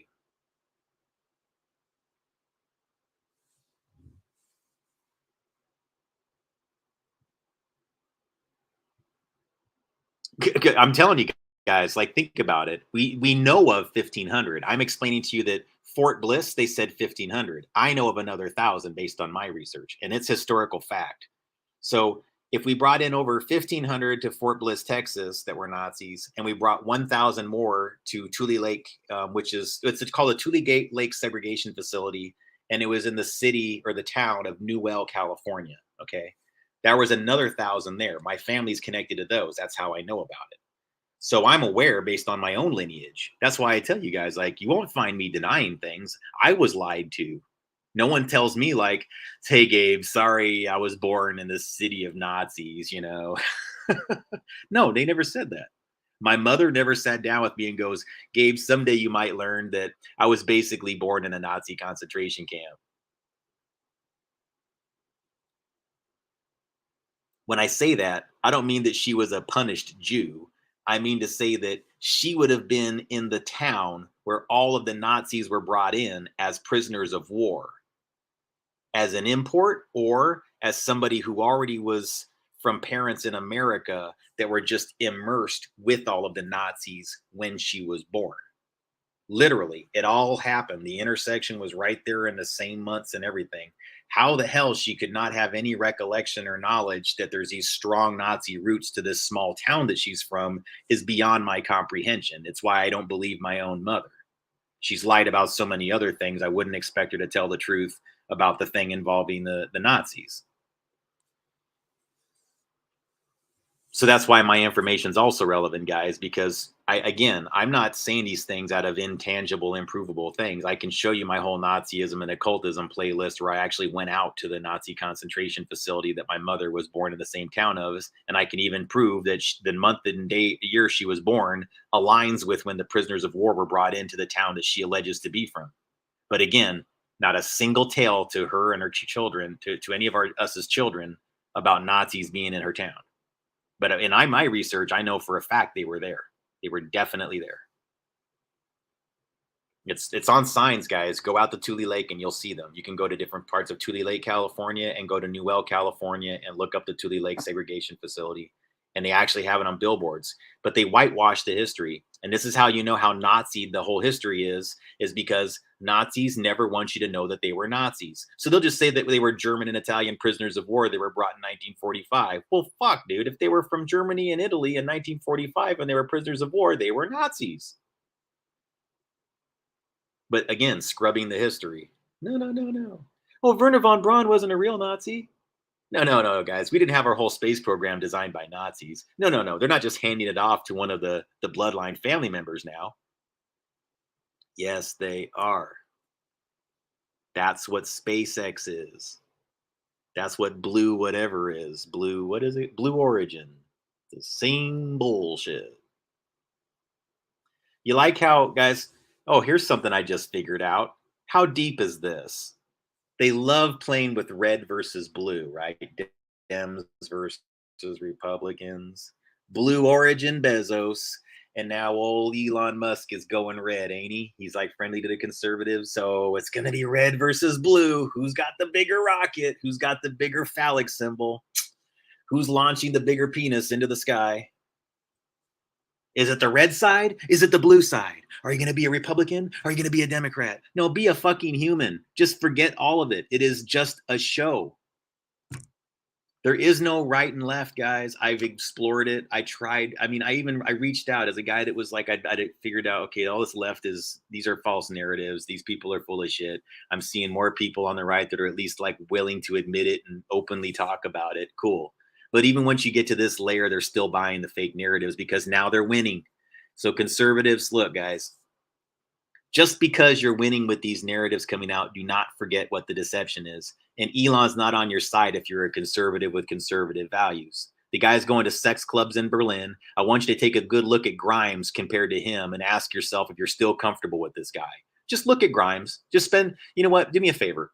Go look, watch like 3 or 4 Grimes music videos, and then go and watch like another few Grimes like interviews.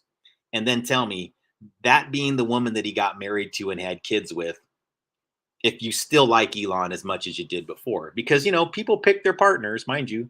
I don't always pick the best ones, and they might say the same thing about me. But I've liked most of the women that I've been with, even the ones that I had wind up having disagreements with. I could still find things that I really liked about them on a lot of different levels, not just the one that seems the obvious. So I don't like waste my time with women that don't have that kind of quality to them. I'm just saying, like, you know, Elon, you should be like looking a little bit deeper into these personal things, and people are forgetting all of the weirdness. They're forgetting that he named his kids some bizarre symbol with Grimes. They're forgetting that Grimes basically looks like she's, I don't know, like she's 13.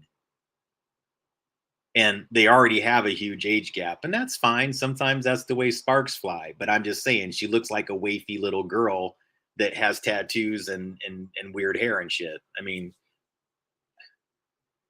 it's a strange, honestly, in my estimation, honestly, it's a weird thing to be attracted to Grimes. That's all. To me as a man, it's a strange. If a guy told me that he was found like Grimes like really really attractive, I'd be like, okay, because it doesn't like there's not a lot of va-va-voom woman going on there. That's all. It has more echoes of something else going on, occultism, of something non-sexual or asexual or whatever, you know. There's not a lot of like femininity, core femininity. It seems like it's kind of asexual, non-sexual, and deviant. And then when he's going to sex clubs in Berlin, and he's got that whole thing that Grimes and Azalea Banks had, where Azalea Banks claimed that she was locked in his house, and that Grimes was trying to get them to have babies together, with Elon and her having the babies at the same time. And by the way, other people have said that about these groups, that this breeding thing's a big part of what they do. Also consistent with Nazism. I ain't saying he's a Nazi, but wake up a little bit to what's going on, guys. You're forgetting all about this guy's weirdness. These are all things that are damn near Pizzagate level type conspiracies when you start digging deeper into them, but you're forgetting about all of it. So take the wins, guys. Okay, fine. He's the one that owns the company now that's telling you all this shit, but he doesn't really own it. So then you got to ask yourself, why is he the guy? Because by making him the guy, you're forgetting all these other things right now. All the conservatives are being lulled into this and forgetting all of his weirdness. So fine, guys. And again, I'm not saying always point the finger because somebody's a little bit weird or has some different preferences, or maybe he liked Grimes and fine, maybe that's an organic thing. I don't know. To me, it's just a strange thing when a guy of his age is super drawn to somebody like Grimes. I ain't trying to make any whatever. It's just a bizarre relationship to begin with. I don't understand it. I look at interviews with her and I see the way he talks, and I'm going, where was the link between these two that made this like something where they actually craved one another and seemed organically attracted to one another? I don't see it. It doesn't seem like it's in their interactions. So that says to me there's another reason for them being together that's part of this larger agenda. It creates impressions. Sometimes people just fake get married so they can have the breeding thing go on. They can be a beard for one another because they're into a lifestyle that they don't really want to talk about in front of people. And having a weird marriage under weird circumstances is a different kind of weird to get your attention. See, we're going to be talking about the weirdness of him and Grimes instead of, well, why would they fake being together? See, that's what we should be looking into. What are they into that would require her faking being with him and him faking being with her? Because it means they're concealing what they're actually wanting to be openly involved with, typically.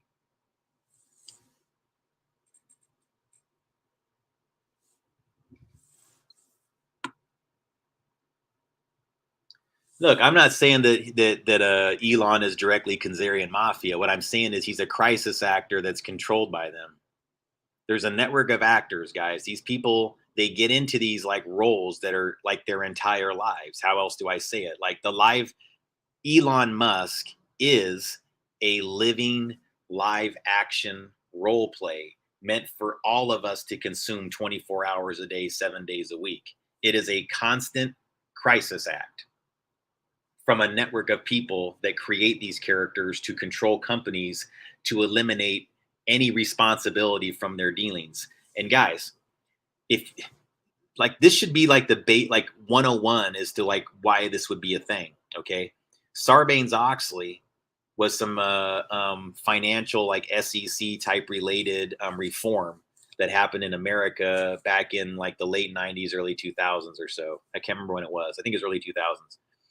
And when that happened, I was working at a corporation that was very loose with its inventory. Like it just was just shitty with like knowing like how it has had things assigned. It was, I mean, look, it wasn't corrupt. It just wasn't that great with record keeping. And as a result, it always had to do a lot of like, shuffling and whatever.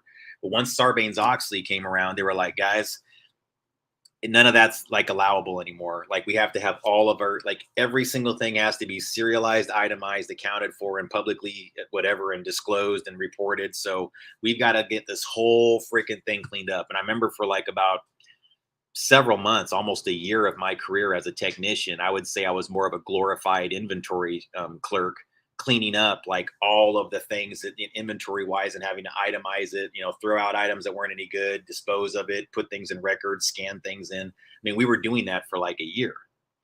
And part of what do you want to call it? Legislation, it made people at a director level and higher potentially liable to go to jail. Like they could actually get jail time if they were connected to things that involve financial malfeasance and corruption within a company and an organization. So it actually was trying to put in some reforms that would make it to where people that are at high levels of management aren't incentivized to do something bad, that would cause the company problems because they could actually go to jail, like for what the company did. Because up until that point, a bad decision could be like, hey, I just worked for this company. I didn't whatever. And Sarbanes-Oxley made it to where they can go like, okay, yeah, you worked for a company, but see, you still allowed something and you still made a decision to do something illegal. So you're still legally responsible and can go to jail. So now increasingly, they want more of these people to just not be real. They need to have more people that just show up as buffer characters that would never actually go to jail. There's a network of this, guys. These are people that have fake names. They don't really exist in nature half the time. Okay, sometimes they have to because they need to actually go someplace and that makes some people believe they're doing a job. But for the most part, these people don't really do any real work. They're just there to be a face for a paper fiction.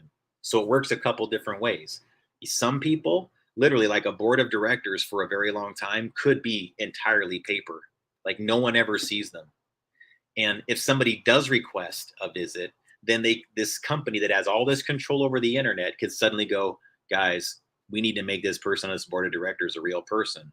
Now, backdooring of the internet starts to occur, right? SAIC, Leidos. Now they start to populate. Oh, okay, yeah, this person's existed in history for a long time. That's why I'm concerned about this whole latest thing with this book involving Elon and Wehrner Braun, because I'm starting to think that maybe Wehrner Von Braun never wrote it, and this is a way to give Elon like some status that he normally wouldn't get by making it seem like he's this chosen leader to lead the whole project to Mars. It's fucking ridiculous. But I'm going to get into that part in a second. So they have the internet addresses. That's one section. Now I'm going to get into the phone lines. Okay, this is where they get control between SAIC and another company named Ericsson. They're a Swedish telecommunications company that has acquired some of the other larger megalithic like telecom companies over the years. And they were actually doing pretty bad fiscally for a long time. Ericsson actually had bribery and corruption charges levied against them in like over 12 countries, I think, at one time. And their CEO was let go, or rather the company made a selection to have a new CEO as a result. But this is what I'm saying, guys. Was he ever the CEO of Ericsson? Or is it more likely that what they needed to do was just go around paying people off and bribing them to get the business done, and knowing full and well that eventually they were going to get caught and it would just be the price of doing business? And then when they did, they could always offer out this fake sacrificial lamb of a CEO, puppet buffer character, to go, yeah, guys, this guy was telling us to do all this shady shit, but you know what? We're kicking him to the curb now. So way to go. We're a new company now. But no, that was just, again, the actor that was there to absorb, like a lightning rod, any negative things that happened as a result for the real people that told the lightning rod what to do. They were never the real president, probably just like our current one, not the real one, just doing what some other mafia is telling them to do. It's the same with everybody that's at that level of power anymore.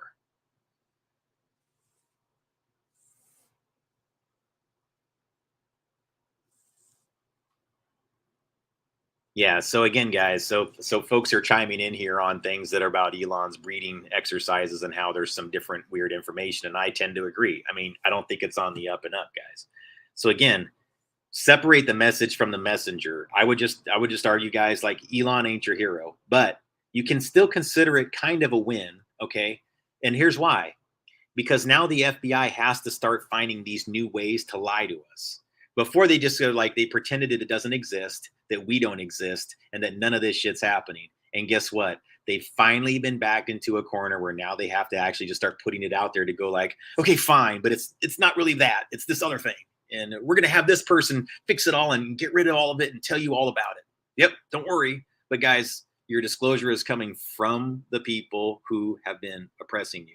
And if you think the guy that's putting a bunch of these same satellites up in the sky, if you think the guy that lies to us about the speed of underground tunneling technology is suddenly going to tell you the truth now, and SpaceX, anything dealing with the space program that's friendly to NASA is almost always fiscally corrupt.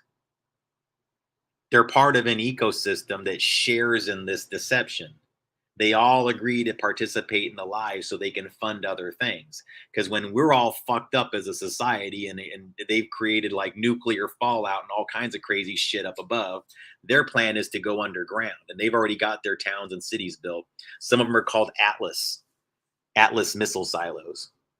Titan, Atlas are two types that are used and repurposed by these groups.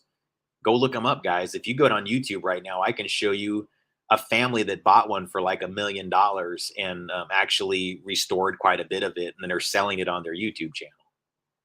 And they're vast. They have several staircases that go down. You could retrofit them with apartments that go all the way down. Some have been retrofitted with apartments, stores, shopping centers, little like mini marts, chefing quarters and kitchens and apartments. People buy them that are rich. They can just go vacation there when they want to. I mean, some people just like to go underground. Why? Because you can't access anything underground. Like nobody can hear what's going on underground. So these people have those places for a reason. Everything above ground is surveillanceable. There's almost no way you can escape a frequency they can't find out where you are, whether it's your voice or your physical presence. So I would argue, guys, like right now, there'd be no way that I could pretend that I'm not where I'm at, because somebody could always bring in, you say I could conceal my voice and not say a word for however long. They could bring in a storms radar and that would ping signals against the building and find out like where exactly I was sitting inside this exact room and what position I was even sitting in and whether or not my legs are crossed. I mean, that's how good these radars are. That one's called Storms. It was developed actually near the Portland, Oregon area. It's my understanding. Interesting. Do you ever hear about that? Yeah, you can actually tell who's inside a building. It just pings it over and over again. It can scan buildings like an X-ray. Now you don't see them. You don't actually see them. It's more of an outline of them and things like that. But it actually can detect based on waves using radar and sonar. Anyways, guys, so getting on to it, the other thing, talking about perception management by this company that they have, is the phone numbers. And so again, like I said, you want 555, 1000 to 2000, you got to go to these companies, and they're called iConnective and Telcordia. One's SAIC and the other one is Ericsson. So you're either going to get owned by this company run by Nazi king, or with this very questionable history involving J. Robert Baester and his young boy network, and he called his Baester's baby boys. You get that company running your phone lines and your internet, one that was basically owned and managed and founded by a creeper. Or you get the one that has corruption charges in 12 different countries and fired their CEO for such, and is pretty much known for being funded and financed. People who do more sophisticated research beyond even what I do basically say Ericsson is part of the whole like global mafia of corruption. Here's our problem though, guys. Like, if you don't accept the Chinese-based telecommunications infrastructure, you're basically stuck with either Ericsson or Nokia. So you got to remember that. Like, that's the conundrum we're in within global telecommunications. If you're going to pick an infrastructure manufacturer to run your telecommunications, you really only got like about 3 or 4 choices that are realistic. And you got to take one of these major manufacturers, and increasingly, like Huawei in China is probably one of the best ones that has the cheapest price point. And I'm sure a lot of American companies would want to use Huawei, but they can't because of the China connection. Yet, for some strange reason, this one with very questionable ethics is all okay. I've always made that argument, guys. I'm not pro-China. I've always said, well, what are our options? We're going to get the one that's run by these corrupt people, or we get ones that you're worried about is connected to the CCP in China. I mean, I don't know, man. I mean, so what's better? I don't know what Nokia's story is, but I mean, it seems to me like Nokia is probably the safest one out of all of them, but I don't know. I mean, I haven't looked into what they've got going on. Anyways, I'm going to play this article about the phone systems, and then I'll be right back. This one's not very long, guys. Hello. I just want to have a quick rundown of the Ericsson and Nokia's presence in the wireless industry and how Ericsson's presence ties into the whole SAIC connection. Now, what a lot of people don't know, and I do for my, I guess, my job experience, is that your wireless networks, when you make a call from your cell phone to a tower, it gets processed by a series of base stations and switching equipment. And Ericsson is the manufacturer, research and developer, all that good stuff of this type of hardware. And so it's nearly impossible for you to make a call anymore without it being routed through their gear, just so you understand. They've acquired an enormous amount of companies, and they've been in business since 1876, started by Lars Magnus Ericsson in Stockholm, Sweden. And, you can see they employ quite a few people, huge company. And they have a lot of presence in the United States in particular. They're in virtually, I would say that anytime you travel past a tower and you see like a few different platforms on it, I can almost guarantee you that at least one of those rows of antennas is connected to one of their pieces of hardware, or the hardware that they acquired through their acquisition of Northern Telecom, which was before Ericsson moved in, used to be who had probably the most market share or close to the most market share.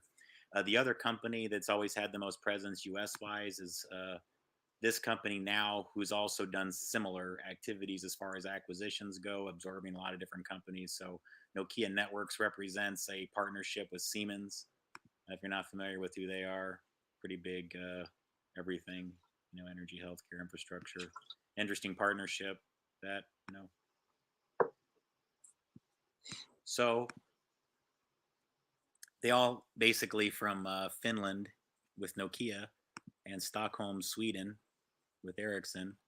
They have a good chunk of the global telecommunications markets just between those two companies. But this is more about Ericsson and SAIC specifically. But I also wanted to make sure that people are aware of that dynamic when they're making calls. And so when you hear all these things about incidental surveillance and wiretaps and everything like that, you have to remember that all these people get their equipment from somebody else. And so you can't make those calls. Like, you get your tech support, rather, you can't make your calls without being routed through these companies. So that means that if you're a wireless carrier or you're in an intelligence agency and your equipment fails, well, this is who supports you. And this is who supports you. That means that anybody affiliated with these networks also has similar access to those networks. And Ericsson in particular has something called Ericsson Managed Services. And sometimes EMS is what they call it. That could even be, they could manage entire markets or be the engineering staff for a wireless carrier. Like, their entire staff can sometimes be nothing but Ericsson contractors through the EMS relationship.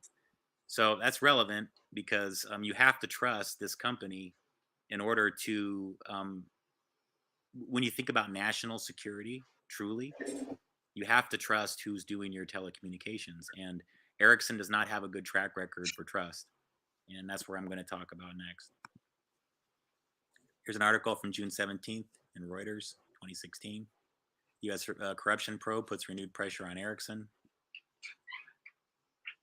An inquiry over possible corruption dating back 3 years. Again, Ericsson meets with investors to address corruption. So it wasn't just that they were being accused. They really had to do some damage control. It wasn't just that incident. They had things going on in Greece and Romania and China. Here's another article, Reuters, CNBC covered it. It's a Swedish newspaper. Ericsson probe by U.S. over corruption in China.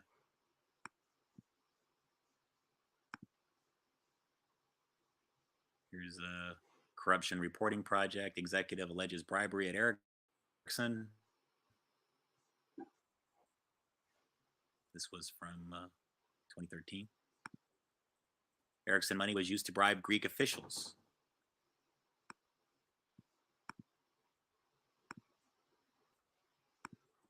U.S. authorities are investigating Ericsson on suspicions of corruption. Okay, that's a little redundant, but same time frame, I understand.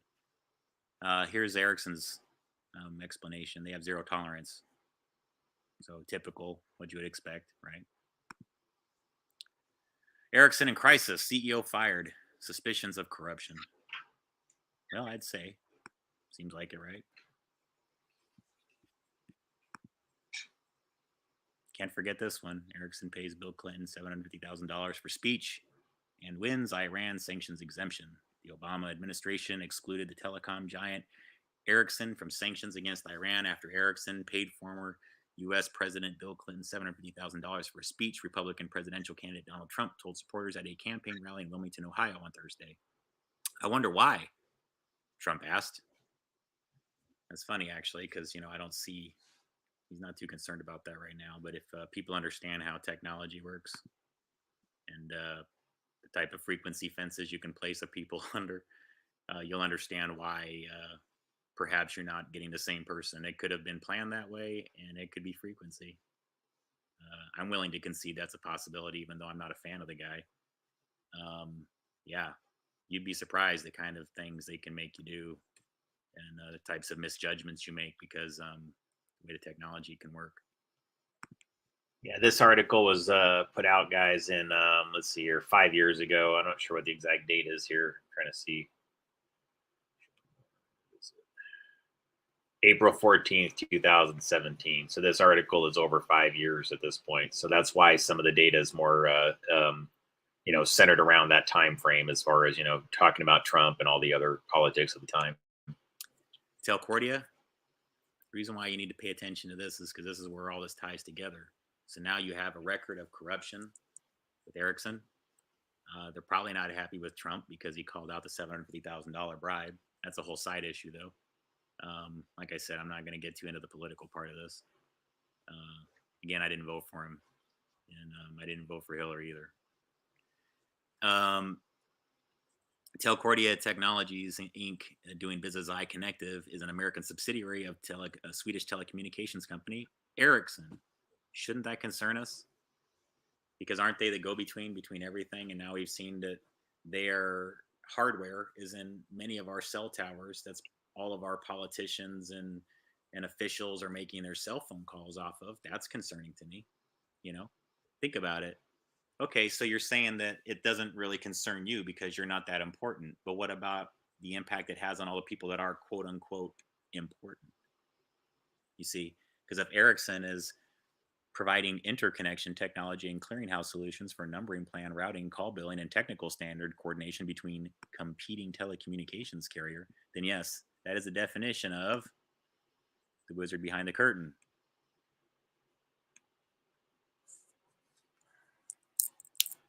All right.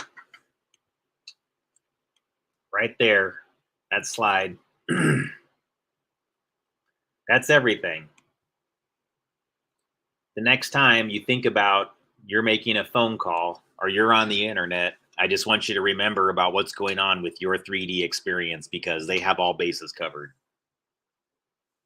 If you hear something, if you read something, and it involves electronic communication, and it goes through on your cell phone or your home computer or over your television set, I promise you there is absolutely no way in hell that it got to you without one of these two companies being heavily involved, if not both of them simultaneously. It is nearly impossible. If you're in America, this is doubly true. If you're in other parts of the Western world, you know, to different degrees. But here in America, these people have our perceptions managed like North Korea. Here's what I would argue the difference is, guys. If you watch footage of North Korea, you see people that are so afraid of insulting, you know, the almighty leader, the ministry, Kim Jong, or whatever, you know. No, oh no. They'll be like panicking, like, please forgive me. No, he's the best. He's the almighty. He's the greatest leader of all time. And they'll be like, the reason why they're like that is because they know the alternative to say otherwise is nearly certain death or imprisonment or whatever else. Like they're scared to death, but they're very, very conscious. They're very, very aware that this is all a big lie and that they're being lied to, that they don't have to be doing this. It's designed to make them believe that. But those people know damn well that they're being lied to and they're having information concealed from them. You can find documentaries that go deep into North Korea where they're, you know, going out of their way to get like shows, like they'll throw entertainment shows and music on drives over the border and things like that. Then you have people retrieve them in these really sophisticated ways. You have people like hiding out in these little corners of television of apartments, you know, trying to get away from the thought police so they can just watch some entertainment from South Korea. I mean, things like that. So when you're doing that, you're aware. I mean, you know, you're not getting the truth. And so you're craving different information from a different area. So I'm not saying North Koreans are better off than us.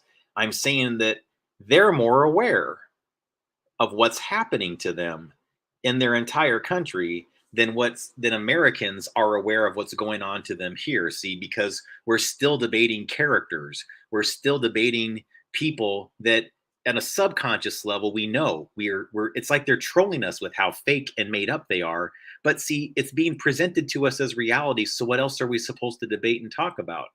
I don't think that Elon was born Elon. I just don't. That's my opinion. Okay? I don't think that he was born that name. I think it's a name that he's been applied to. He's living the character now. But I do not believe he was born with that name. They've been doing this in very sophisticated ways, backdooring the internet with fake histories to make us all believe things. But you'd be hard pressed to find certain histories in print or to be able to find real books that have existed before the 90s about certain histories that we now all accept as rigid reality. that were actually just placed on the internet and repeated ad nauseum on all kinds of different thought echo chambers and different websites. So now we accept them as history, especially when it comes to mysticism, esoteric things, occult things, anything to do with energetics, life energy, orgone, Wilhelm Reich. All of those things have been completely spun and manipulated. The very core of what makes us functions as humans is all lies and deception through this group's internet. We get lied to about human energy concepts. Go ahead and look it up. Look up orgone. Look up Wilhelm Reich. They're going to call it pseudoscience. They're going to call it bogus, even though there's over 10,000 reports and studies that verify that orgone exists. But James DeMeo has a collection of the studies that he published. So we know, guys, they're full of shit. These people are here. They're like enemies of the state that are the deep state. And they're not our government. They're just doing all the government's work for them. So they've become the government, but they're not the government. So you can fire them so that we can have governance. You can fire them so that we can have law enforcement in this country again, because these are the people that give the shitty advice. These are the people that control the portals that tell you whether or not you should question their shitty advice. Hey, internet, should I question the advice coming from you? SAIC? SAIC says, computer says no. Don't question SAIC. Computer says no. I don't know if you remember that character on Little Britain. Computer says no. It's like that. There's this comedy show called Little Britain. There's this character that always says, it clacks away on something and always, always says, computer says no. Whatever you need, no matter how logical or how reasonable the request is, this person always comes back with the answer, computer says no. All right. So I don't necessarily have to keep going on this article, guys. I just wanted you guys to kind of get an idea that internet portals and phone number portals, if you can understand that, I don't have to keep going on and on with these articles. You can just go to my playlist and watch them on your own if you want to. Okay. And so I kind of summarize all of that into this next clip called Incidental Surveillance and What Role Could SAIC and Leidos have played. So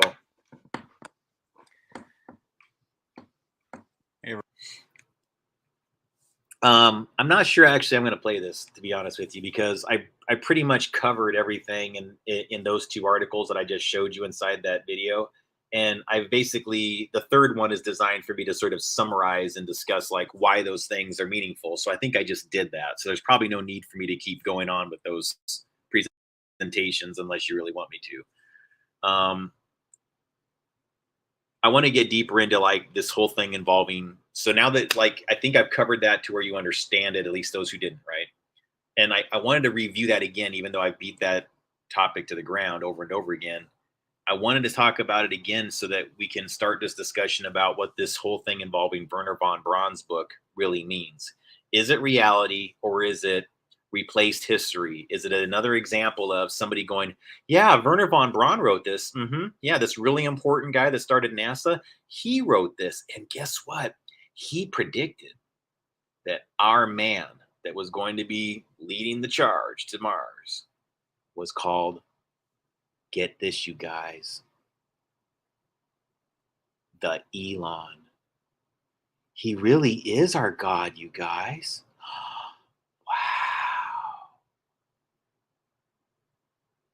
Wow. Okay. Hold up.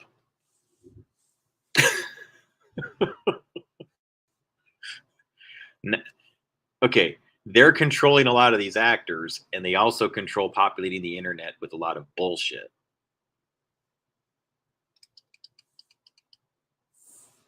So what does that really translate to? Can we trust that this book, and I'm going to show you here on the screen here. Go stop screen, present, share screen, Chrome tab. All right.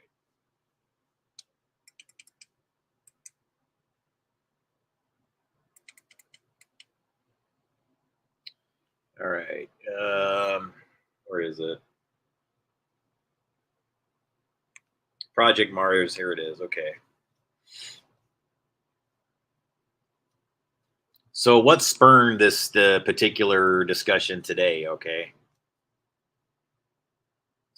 Well, I saw this post that was kind of being debated, and I was like, I had never heard this before. This felt like another one of those Mandala-Effect type history insertions that was really making me all like, what? Really? What? Where did this come from? I don't remember reading about this, but I guess it existed. I don't know.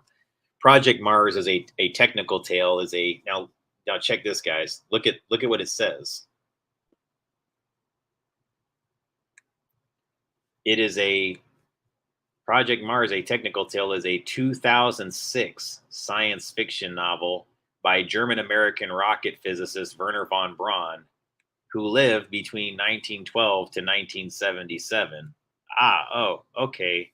But for some strange reason, this guy that everybody looks to for all of their guidance involving space travel and everything else like that, I guess his book with the plan on traveling to Mars, even though it existed in English and was known to be all over the place, didn't actually get published until 2006.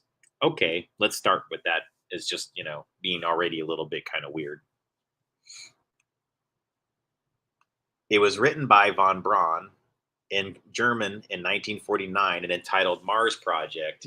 Henry J. White translated the book in English, and it was published later by Apogee Books in 2006 as Project Mars, a technical tale. Almost 30 years after von Braun's death, the original German text remains unpublished. The novel, set in the 1980s, is about the first human mission to Mars and their encounter with benevolent Martians on the planet. While the book was not published for 57 years, its appendix, a technical specification for an expedition to Mars, was published in English in 1953 by the University of Illinois Press as The Mars Project.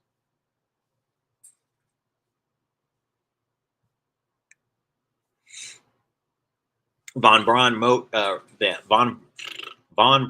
wrote Mars Project, a science fiction novel in German between 1948 and 1949 while stationed at the U.S. Army's Rocket Research Facility at Fort Bliss in New Mexico. It was translated in English as Mars Project by Lieutenant Commander Henry J. White of the United States Navy and cleared for publication by the U.S. Defense Department in early 1950. The DoD felt that von Braun's visions of space travel were too futuristic to infringe on classified matters. Von Braun submitted the English manuscript to 18 U.S. publishers, but it was rejected by all of them. Sure, okay. 1952, the technical appendix to Mars Project, which contained the specification for the novel's expedition to Mars, was published in Germany as Das Mars Project. The following year, the English translation of the appendix was published in the United States by University of Illinois Press as the Mars Project.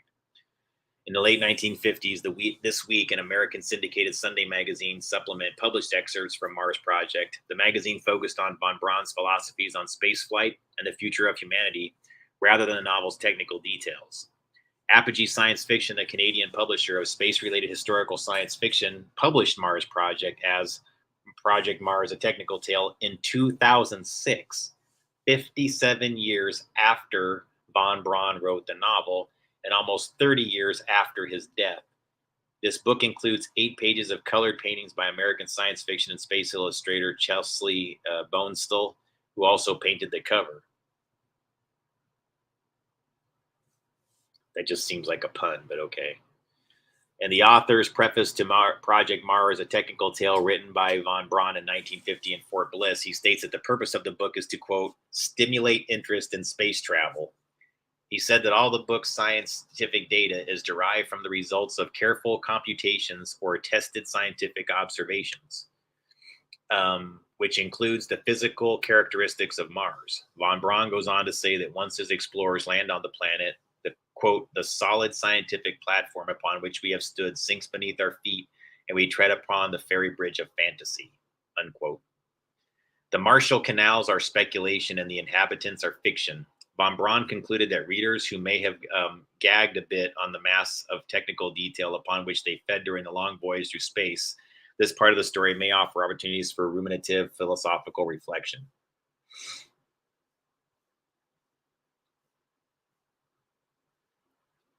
Interest in this novel increased in 2021 when people connected Elon, the Martian leader, to business magnate Elon Musk, suggesting that von Braun may have predicted Musk's space exploration ventures. Chapter 24, How Mars is Governed, states, The Martian government was directed by 10 men, the leader of whom was elected by universal suffrage for 5 years and entitled Elon. 2 houses of parliament enacted the laws to be administered by the Elon and his cabinet. No, no, no, no, no. This is Wehrner Von Braun telling you via, if you ask me, guys. Okay, this is all part of the Nazi Reich. The Nazi Reich forms their plans way in advance. They're always thinking way, way ahead. So this was them basically, yes, creating a blueprint, but whether or not it was Von Braun who wrote it or somebody else who wrote it, whoever wrote it wants the collective population to buy into this lore that someone who was very important in space travel predicted that our guy who would be elected, this sort of pseudo president, would be named Elon and in charge of exploration to space. So I guess we're going to get what, our fake UFO invasion soon? And who's going to be the guy that's going to be our inserted hero?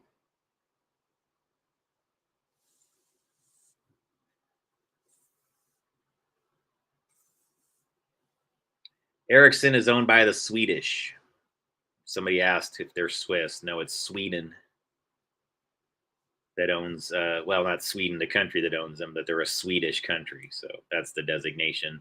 The irony is, guys, like as far as like companies that have any sort of like Western influence, they're both in Norwegian countries. You know, one's Finland and the other one is Sweden.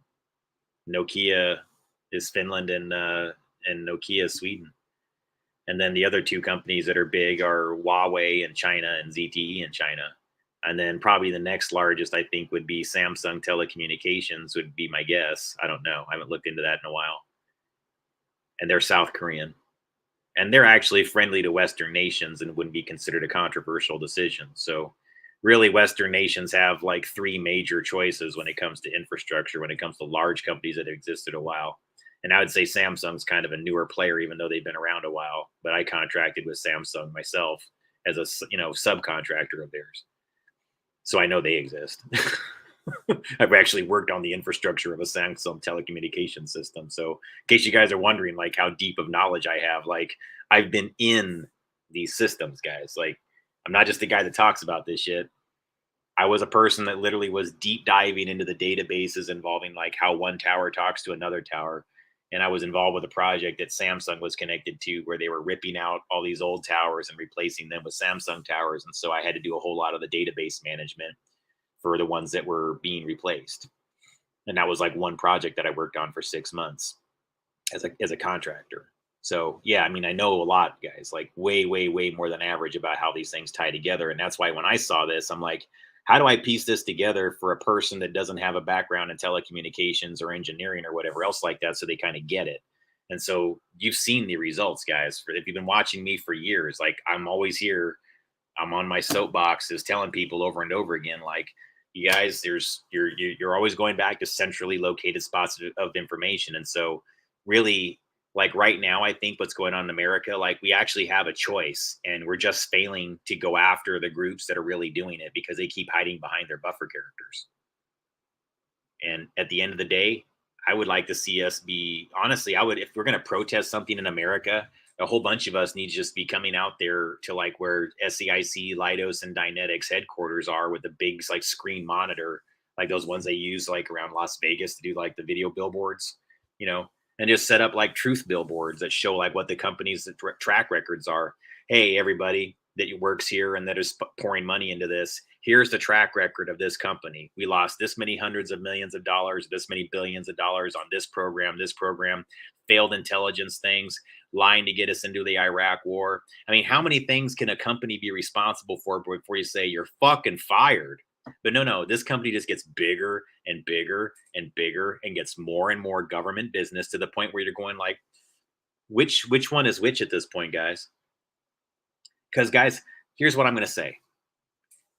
If America does not address this problem, I'm going to assume America's given up. And I'm going to say to whoever else, go after SAIC. That's what I would say. Doesn't mean I control anything. But I would just be like, they obviously don't care anymore. Our country does not give a shit about self-regulating their own problems. So what are we going to do? If you want to get to the crux of it, you got to go after SAIC, Leidos, and Dynetics. Then all of our problems get solved. Here in America, our problems get solved, and globally, problems get solved because they're the ones fucking with everything. They are. And you'll love this, guys. You'll love this. I just told you everything about SAIC, Leidos. So, you know, like Dynetics controls space programs, things, the same companies, guys, right? So again, when they control that level of space, that means they're kind of managing like NASA, okay?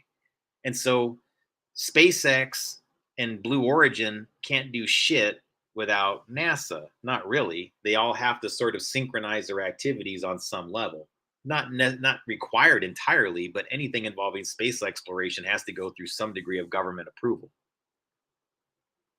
and funding and would get government contracts.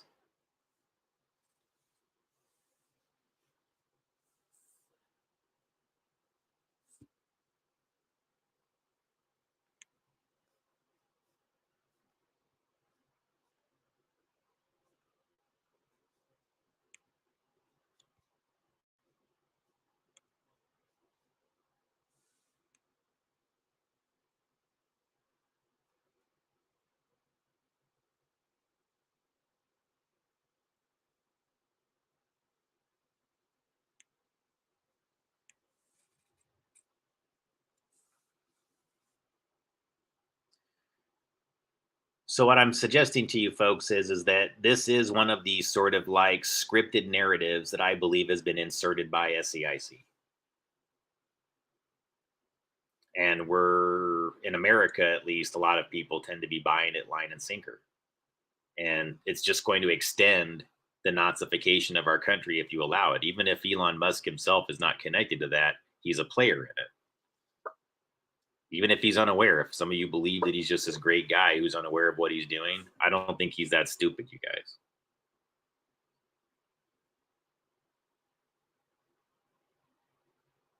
Now, maybe he's an actor that just figures that he's advocating for the correct position no matter what they direct him to do. And you might say that he's being easily led that way. But I'm just saying, like, I don't think that he's also this benevolent genius.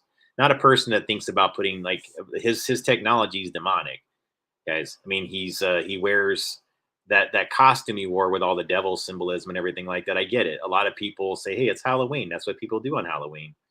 Well, I mean, that wasn't your average shit. Or whatever he's running around with those the horns and all the other thing going on with it. I mean, you know, he's putting it out there. He's telling people what's up. He's part of the deception. But you know, that's all right, guys. But do you want do are we really going to get to the truth if we keep letting this go on the way that it is? So sure, take all the learnings, take all the findings, take all the disclosures and everything else in, but just remember like what they're presenting to us is their pre-selected characters. And that kind of sucks for those of us that actually want to get the truth out because now we just have a bunch of gatekeepers that like when I want to get the truth out, somebody's going to go like, but have you run it by Matt Taibbi, Barry Weiss, and whoever else that Elon personally selected to do disclosure? I'm going to go, no, and I'm not going to. I mean, if they're interested, sure, they can look at it like anybody else, but I've already done it on my own. I've already put it out there. It's a matter of whether or not they're going to actually look into it. And it's bizarre how many times like I'll get like a little bit of piqued interest at first, and then they dig a little bit deeper into it, and they realize that yeah, this is corroborative and this is pretty big, and they just back away.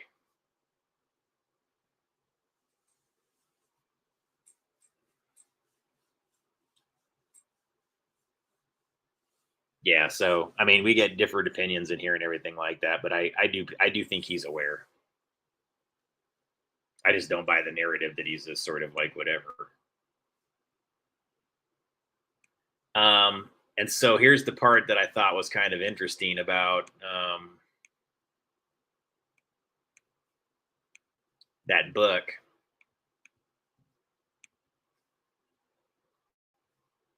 So if you look into the plot too of that Mars thing, it says they welcome the Earthlings who quickly establish that they are an ancient and benevolent. I'll expand this. They welcome the Earthlings, who quickly establish that they are an ancient and benevolent super civilization. After establishing verbal communication, the humans learn about the Martians' social structure and their form of government, which is run by 10 men under the leadership of the Elon. The visitors witness technology far superior to their own, including underground transport and organ transplants. They also learn from the Martians their views on ethics and morality and the responsible use of technology. Guys, that's their blueprint. That's their game plan. Don't you get it? They put it in the book. The book back in 2006 was signaling what the game plan was. Was it written by Werner von Braun? Maybe. It could have been, but it doesn't matter because they're going to make it that way. They control the internet. They've now populated a whole bunch of records out there that now say that that book's associated to that guy. And here's the problem in America. We've got a whole bunch of people here that dismiss his Nazi history and go, but he founded not the NASA. He founded NASA and he launched our first missile or rock moon landing. And he's such a great person and he beat the space race and did all these things to stop the Cold War. Like worshiping Werner von Braun in these very bizarrely artificial ways, kind of like Elon gets worshipped. Bizarrely artificial, artificially elevated, artificially chosen. I mean, both of these guys are not lacking in talent or intellect. It's not like that.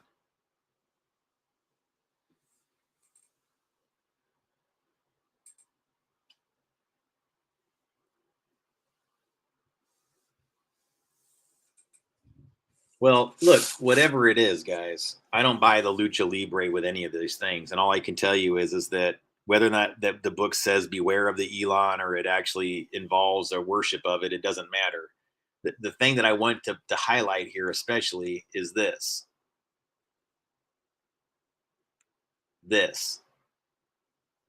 They witness technology far superior to their own, including underground transport and organ transplants. Organ transplants? Organ transplants, guys? Organ transplants.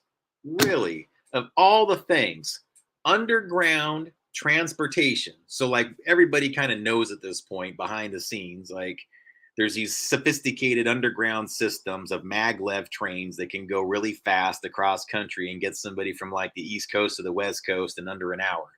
This is kind of like known amongst conspiracy circles. Like very few people, in absence of actually seeing one and actually watching one work or whatever, all kinds of people have discussed that this is actually a thing. And they've even seen maps of the tunnel systems. So I ask you again, guys, what is Elon's function owning boring tunnels? Are you starting to understand? Like, he's there to be this false leader of innovators and new technology. I'm here to help you. I want to innovate. I want you to be technologically advanced. And so part of that is getting a brain chip put in your head. You gotta get a human implant, or else you're gonna not be up with the rest of the world. Sorry, you're gonna fall behind. So you got to get a chip in your head or you're going to fall behind. I mean, that's Elon's message ultimately. That's his message. Chip yourselves. Put it in your brain. We got to be more sophisticated than them. No, what that does is it centralizes your information sources. You are not more intelligent. I would argue you get radically dumber. You become a passive node taking the signals of computers. And people are already doing that voluntarily enough by accepting information from this internet constantly. They're already becoming those types of things. Bad enough as it is. You start interjecting these human implant things along with his ownership of Twitter.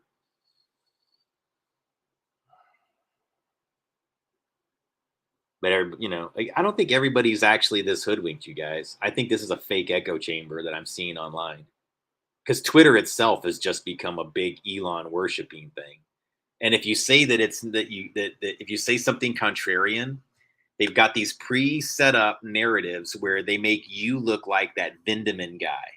Like you're this person that's a hater because they're actually removing child porn and child abuse things. Oh, hell no, that's a good thing. Take all of it down, but it never should have taken as long as it did. And the fact that their last fake guy, Jack Dorsey, didn't do it is also bullshit. Again, they all have to play cover now. They've been caught. So this is just lucha libre. Hey, you should have done that. Oh, I didn't know it was on there. I didn't know they were doing this. Man, I'm sure glad you took over, Elon. Man, thanks, buddy. Yeah, Jack, you should have known better. Yeah, yeah.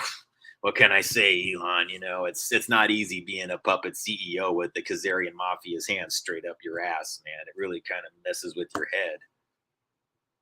I know. I've learned to enjoy it. It's quite jolly. I actually go to clubs in Berlin and have it done to me on camera. Ooh, it's very cool. Sorry, guys. I don't mean to be humorous, but it's like, Jesus Christ.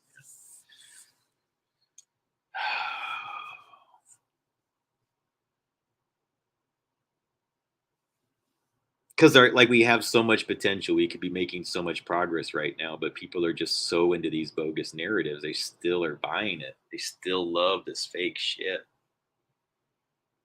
It's sad, but they're waking up. They're waking up. People are waking up.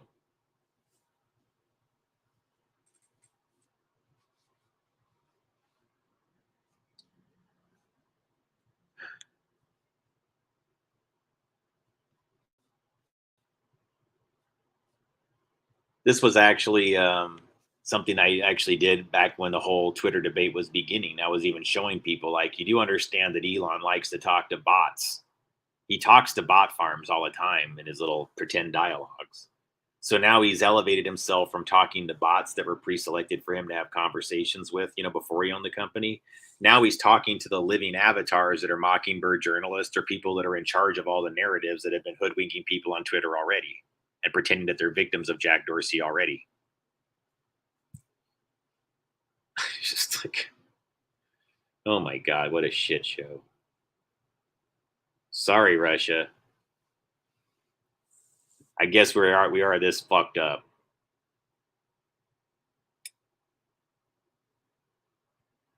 I'm saying that for a reason, guys, because they just got where this country is like trolling them so aggressively, and then the ones that aren't trying to, like, that are deep staters that are trying to get us all into a war with them, like, are being easily fooled. Like they trick these others into thinking that this other, like, this group over here, this country, is our enemy, and they're not stopping the funding of these, like, billions and billions of dollars being sent to start a proxy war with Russia.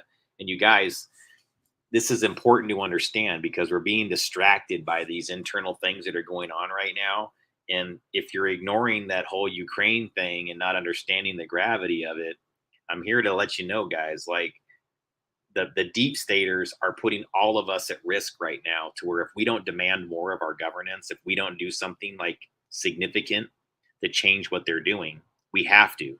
We need to rely upon our veterans, our military partners, especially those who have authorization and access, to start making some significant decisions about the fact that, number one, the FBI has voluntarily given up their jurisdictional duties to monitor federal law enforcement. So I think that what we have here is, when they changed their charter, I think it actually did give us sort of a legal precedence through which that we can have and begin to form a new federal law enforcement jurisdictional, and abolish the existing FBI, and just start to root them out, and, like, find the ones that they're in there that are doing things in earnest and working on real cases, and remove the element of crisis actors, Hollywood interests, uranium interests, and deep state crisis actors, heavily embedded at the FBI, heavily, heavily embedded.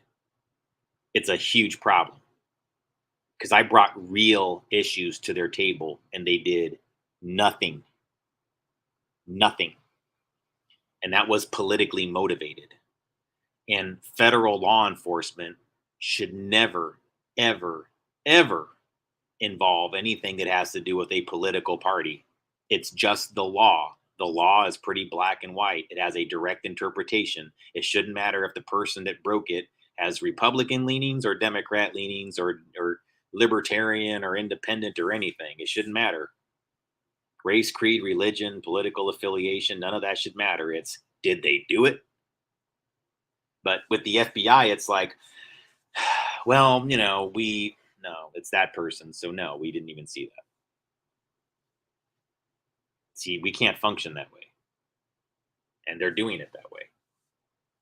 And this system of effery with Elon and all this is a big part of the show. So we all have to be better, because on top of us being hoodwinked by this, we're just sort of letting our government right now send billions and billions of dollars to a country that is now, via the Pentagon, via Biden's Pentagon, controlled Pentagon, and I hope you make better decisions than this, has authorized Ukraine to send drone strikes into Russia. Now, if the Pentagon is okaying Ukraine to use their provided drones to attack Russia, I hope, ladies and gentlemen, you understand what that actually translates to here in America. Because we're getting to the point now where if we don't do better in this country, if we don't begin now to do better in this country, we're welcoming things that we really won't have much say morally or ethically over what happens. If we allow strikes to occur via our funds, our tax dollars, to bundle up on the border and attack Russia, eventually they're going to be able to find similar mechanisms to attack America. And I say that with no animosity towards Russia.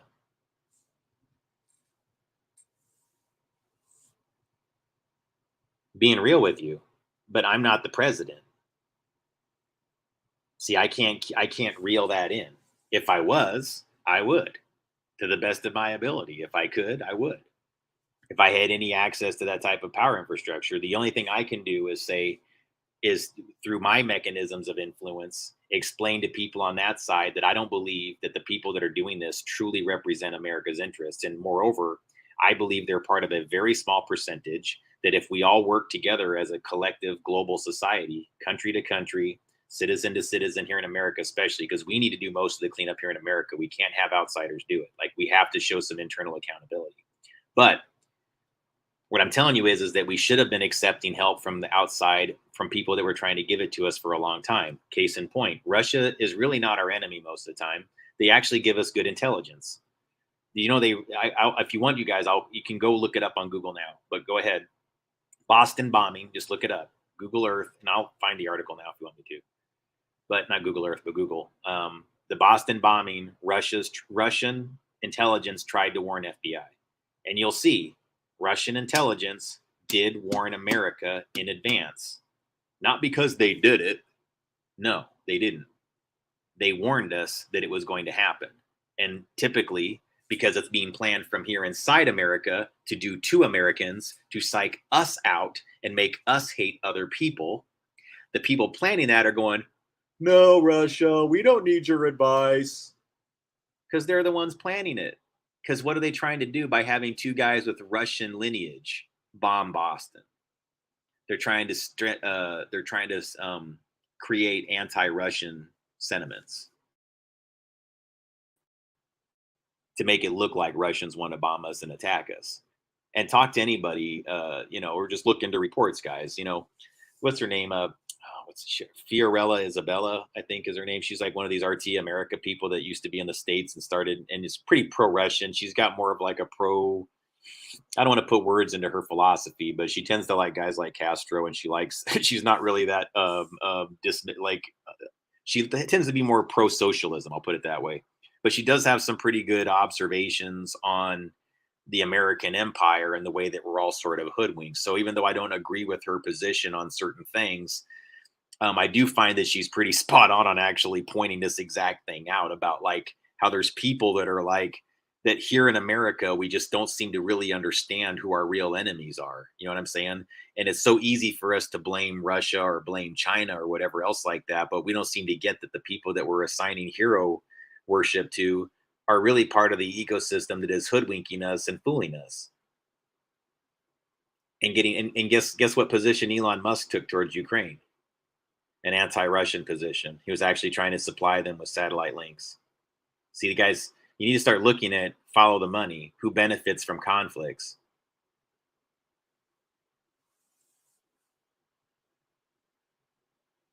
What would be the reason to even get involved with that? I mean, if you're a global presence, like why even take a position on something like that? Because that's not really something that an international businessman takes that kind of position on. That's something that somebody that has like a specific angle to play here in America takes a position like that.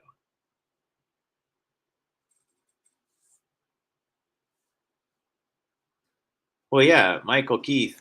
That's what I've been talking about. Sorry, dude. I mean, I don't mean like whatever, but yeah, it's Operation Paperclip. That's what I was talking about in the very beginning here. So it's yeah, and just so you know, like that's part of what I've been explaining here is like so giving people like the Operation Paperclip background, but then linking that into what's going on now. It's like what we're seeing, I believe, with that book. I think it's if they didn't do this, guys, you need to understand that they do this a lot. So I'm hypothesizing here on this book by Werner von Braun. What I'm telling you is that it may not have been written by Werner von Braun. It may have just been SAIC, Leidos, Dynetics as the mafia's companies had a game plan for how to continue their effery. And their thought was, well, hey guys, once this whole NASA thing falls apart and everybody knows this is all some Nazi shit, what are we going to do next? Because people have figured it out. They know now that we're being green screened a lot of times, that a lot of things are being faked, that Nazis ran it from the very get go. 3 major Nazis were running NASA from the beginning, and they never tell the truth. It's always an imagination, whatever they're giving us. They're never going to give us the real technology. So yeah, we did. So Michael Keith, yeah, we brought those Nazis over, and moreover, the one I've been talking about tonight is one of them. He's Nazi SS, Werner von Braun. And today, you can find statues, arenas, and science-based organizations that are named after Werner von Braun. There's a whole arena named after him in Alabama. You go to the Von Braun Center or the Von Braun Arena, and you can watch, sports events and concerts in an arena named after a Nazi scientist. This is part of why sometimes Russia looks at us and says, "You guys," and this is where like I'm in this weird kind of like guys like when I'm trying to figure things out myself, I'm in the same boat because I started finding all these things that America was doing, and some of it's connected to my family. Like I've told you guys in the last couple presentations, my aunt is blacklisted from Russia, and I'm an objective person. Okay, it's just my nature. I don't immediately go, "Hey, I'm related to that person. You can't do that." Well, yeah, I mean, part of me does, but the problem is I had already kind of gone through certain things in my own mind about my aunt and my uncle being very dismissive of things that I'd brought forward to them that I thought were pretty serious, and they were dismissive towards. And they acted like they didn't have any law enforcement connections that would be able to know anything about what I was bringing to them, which I didn't buy. I didn't believe them. And so she's blacklisted from Russia. So I actually have a relative that's connected to this type of deep state Department of Justice effery of narratives that's actually blacklisted from Russia for that reason. And so again, she's married to an uncle that I was very close to growing up. So I promise you that coming to this conclusion about anybody that was close to him was extremely challenging for him. It put me into this really weird. I couldn't accept it 100% for a while, you guys. Like I didn't like learning these things. But the more I dug into it, I took Russia's position on it because I reviewed it critically, I reviewed it objectively, and I said, they're in the right on this one. I looked at the Paul Whelan situation and I looked at it objectively, not from my bias of loving Marines or my bias of loving America or respecting the military. I just looked at it objectively. Did they treat this case fairly based on the details that I have in front of me and based on the storyline that's been placed in front of me? Does he seem like he's telling the truth? No. Do they seem like they're telling the truth? Yeah. I'm sorry, but his story is shady as hell. Their story seems pretty legit. I can believe that they would have sent the guy over there as an intelligence asset to steal spy secrets from them. So, in turn, my aunt was connected to a case that got a guy put in jail for 30 years for stealing credit card information. Whereas the guy that Russia put in jail for like 16 years, Paul Whelan, they think is a spy that was literally caught with a drive filled with their spies' names and addresses on them. And he had tens of thousands of dollars of cash. And the event that he claimed to be going to Russia for, people that were close to the event say he wasn't really going to the event and he wasn't even at the event. But he was doing all kinds of things with some other guy and a bunch of cash and a USB drive and suitcases of money. Come on, you guys. I mean, he was over there doing something other than what he says. So let's review this critically. It's about internal accountability. If a Russian did the exact same thing in our backyard, would anybody stand for it? If they were trying to steal the secrets of all the identities of American spies right in our backyard and they were caught doing it, you'd all be outraged.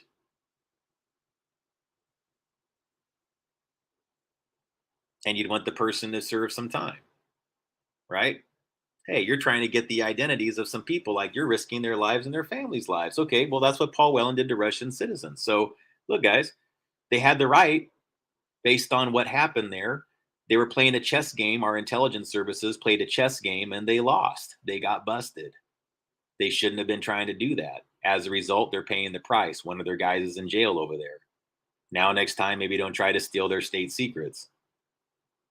But guess what? Now you've got to negotiate with them. Now you're going to have to give them something.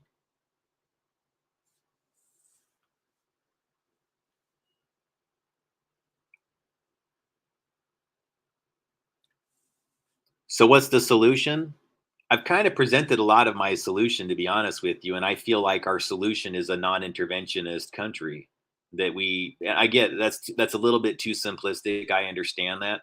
But number one, here's what I feel like absolutely has to happen. There has to be a movement within America for us to clean up the bad deep state actors, the companies that we can actually trace this back to that are doing things that we know are corrupt and criminal and that involve human trafficking, drug trafficking, and the routes that make all those things possible.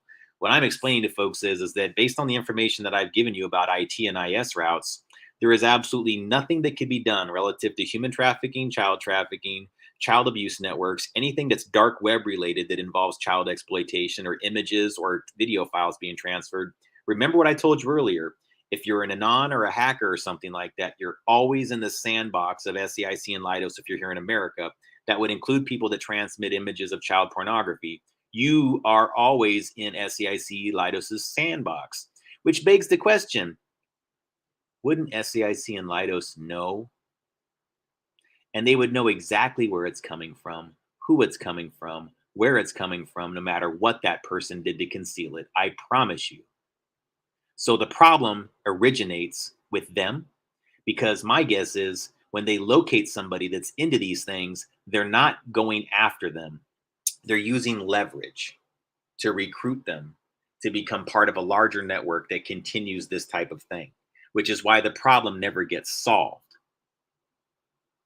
The resources are there to completely eliminate child pornography, but it just seems to thrive year after year. They find new ways that are just done right in front of everybody.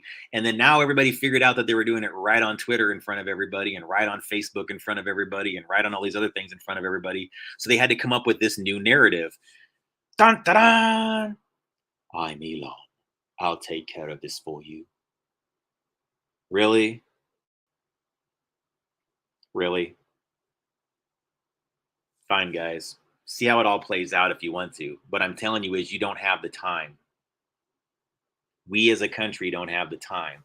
So I would propose that a lot of us who have the resources begin working on informationally getting the awareness surrounding the deep state organizations here that are actually causing our information systems to be weaponized against us internally as well as against the rest of the world, because it's a shared problem. This is something that we should have things that we can reach across the aisle and agree upon that there's solutions for. And so part of that comes with internal accountability and being honest with other countries in the way that we address them. So I've just tried to address China and Russia with greater respect in my personal, I have narratives that, not narratives, excuse me, but bad choice of words, and I apologize, not a Freudian slip. What I'm trying to say is I have what I was trying to do when I was up there on the coastline. I was right there at a port of entry where the Columbia River meets the North Pacific Ocean, where I was aware lots of ships come in from both Russia and China. And so I had a certain bench right where this port of entry was, where I would go out there and I would be visible to the ships, and lots of them floated around there. I was visible to all these international ships, and they could actually tune into me and hear me speak if they wanted to. So I gave them an alternative way to perceive America. And you can buy that or not, you guys. But I did get the attention of the Russian embassy, and I assume that I have the attention of some other countries because of my familial relationships. I'll remind you, I'm not that far away from a man that was China ambassador. How does that work? My uncle Ricardo, who's married to my Aunt Catherine, who's banned from Russia. Okay, my uncle Ricardo, he got a job through Gary Locke. And I believe Gary Locke's a senator now, but he used to be Washington state governor. After he was Washington state governor, and rather, excuse me, while he was Washington state governor, he selected my uncle. No, excuse me. It was before he was Washington state governor, even. I think he was actually a councilman or something like that. He's the one who selected my uncle to be head of the Seattle School District. And then Governor Gary Locke went on to become Washington state governor, first Chinese American one. And then after he was done doing that, he became a two-time Obama administration appointee as Secretary of Commerce and ambassador to China. My uncle's that close to a guy that was ambassador to China, and my aunt is blacklisted from Russia. So guys, come on. I mean, give me a little bit, those who don't know me, I have a little bit more credentials and reasons for you to actually listen than the average person. It doesn't mean that everything that I say is accurate or I'm a freaking genius. No, but just know I have good points of reference through which to understand these things at a greater level of sophistication to kind of know when something's potentially bogus versus not. That's all. And I'm just saying, like, if you don't have that same layer of knowledge, then maybe at least give it some consideration if you actually care about getting the truth. I just don't think that there's a lot of ones that are out there right now within the journalistic circles that actually care about really getting the truth. That's all.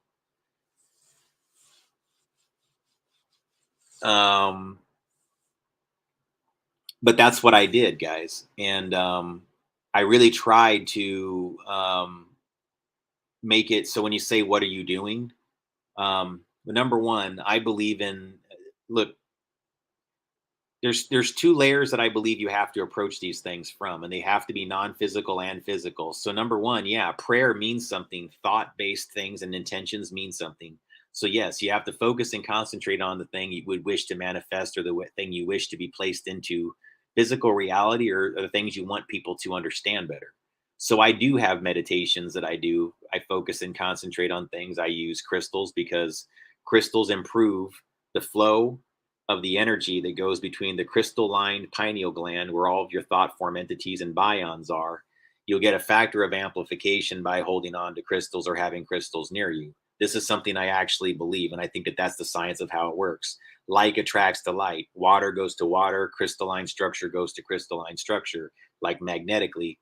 So information flow, especially when you're surrounded by common frequency, yeah, holding on to a crystal because it's actually getting from your palm of your hand or something on your body, it's getting the same electrical signal as your pineal gland. You have the same resonance. So I think it improves actually the link to crystalline structures that are in the earth core. I'm giving you guys science as to why I think things that other people are like, Gaia, Mother Earth. No, I'm like more of an engineer and a technician. So this is why I think crystals work, especially quartz. Huge quartz concentrations underground, and that's where the earth resonance originates from. So you're getting boom, boom, boom, boom, boom, boom, boom from crystal. Hold on to the crystal. You improve link from earth crystals in the caves to brain crystals that surround your pineal gland. Look it up.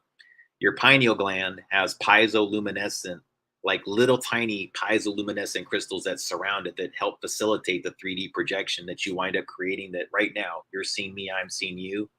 That's partly because pulsed crystals hit against your pineal gland using frequencies. My voice is interpreted by your pineal gland through these different inputs and outputs. Goes into there, is interpreted as voice, each pattern of which a frequency is assigned a meaning. And that meaning you begin to unpackage as my words, and then you associate with a larger narrative and that you project outbound. It's so trippy the way our brains work, and it's really that simple. But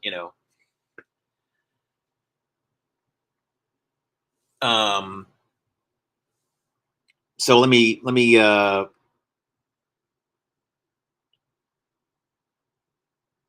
talk more about just a little bit more, like wrap up this thought on what I think is going on. I think that this book is basically designed to sort of trick a lot of people into accepting the narrative that Elon's the guy, and that just like in the book, their intention is to make him a pseudo president, to where our political system is in such shambles that we begin looking to the private sector for our new leadership, and we turn into more of a corporatocracy. Guys, if you don't think that that's part of the Nazi agenda, would basically be to intentionally destroy government. Now, again, guys, I'm not saying that government's great or having huge government's a great thing. No.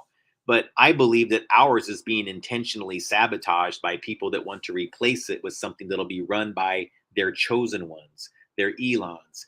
And then all of us will be under the illusion that we're freer. But right now, I'm not being heard any more than I was before.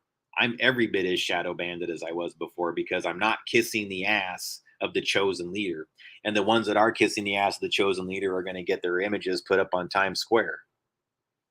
They're going to be put out there into the mass perception. They're going to be put out there for people to go like, yeah, that's the new truth teller. All pre-selected in the book. It's in the plan. It's in the Reich. So you may as well look at the book as an extension of the Reich. They're going to say it's Wehrner Von Braun who wrote it. Maybe he did, maybe he didn't. But the point is to continue his plan. Do you understand that? He started NASA. He began this whole raining our perceptions down on us through this system of satellites that they were responsible for helping launch via NASA. That's all leads back to Von Braun and Nazis telling us that all these things are going on up there. And is it really? Is it really up there? Or are we getting Capricorn 1?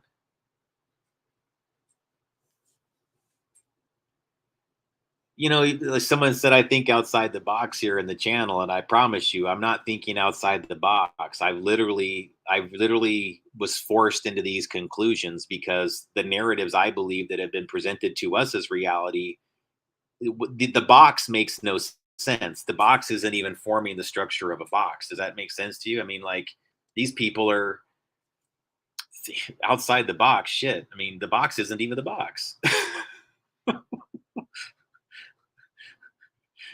What these people have done to our perception of reality and our ability to actually reason and logic through static reality and static facts, like, it's impossible. They've made it nearly impossible.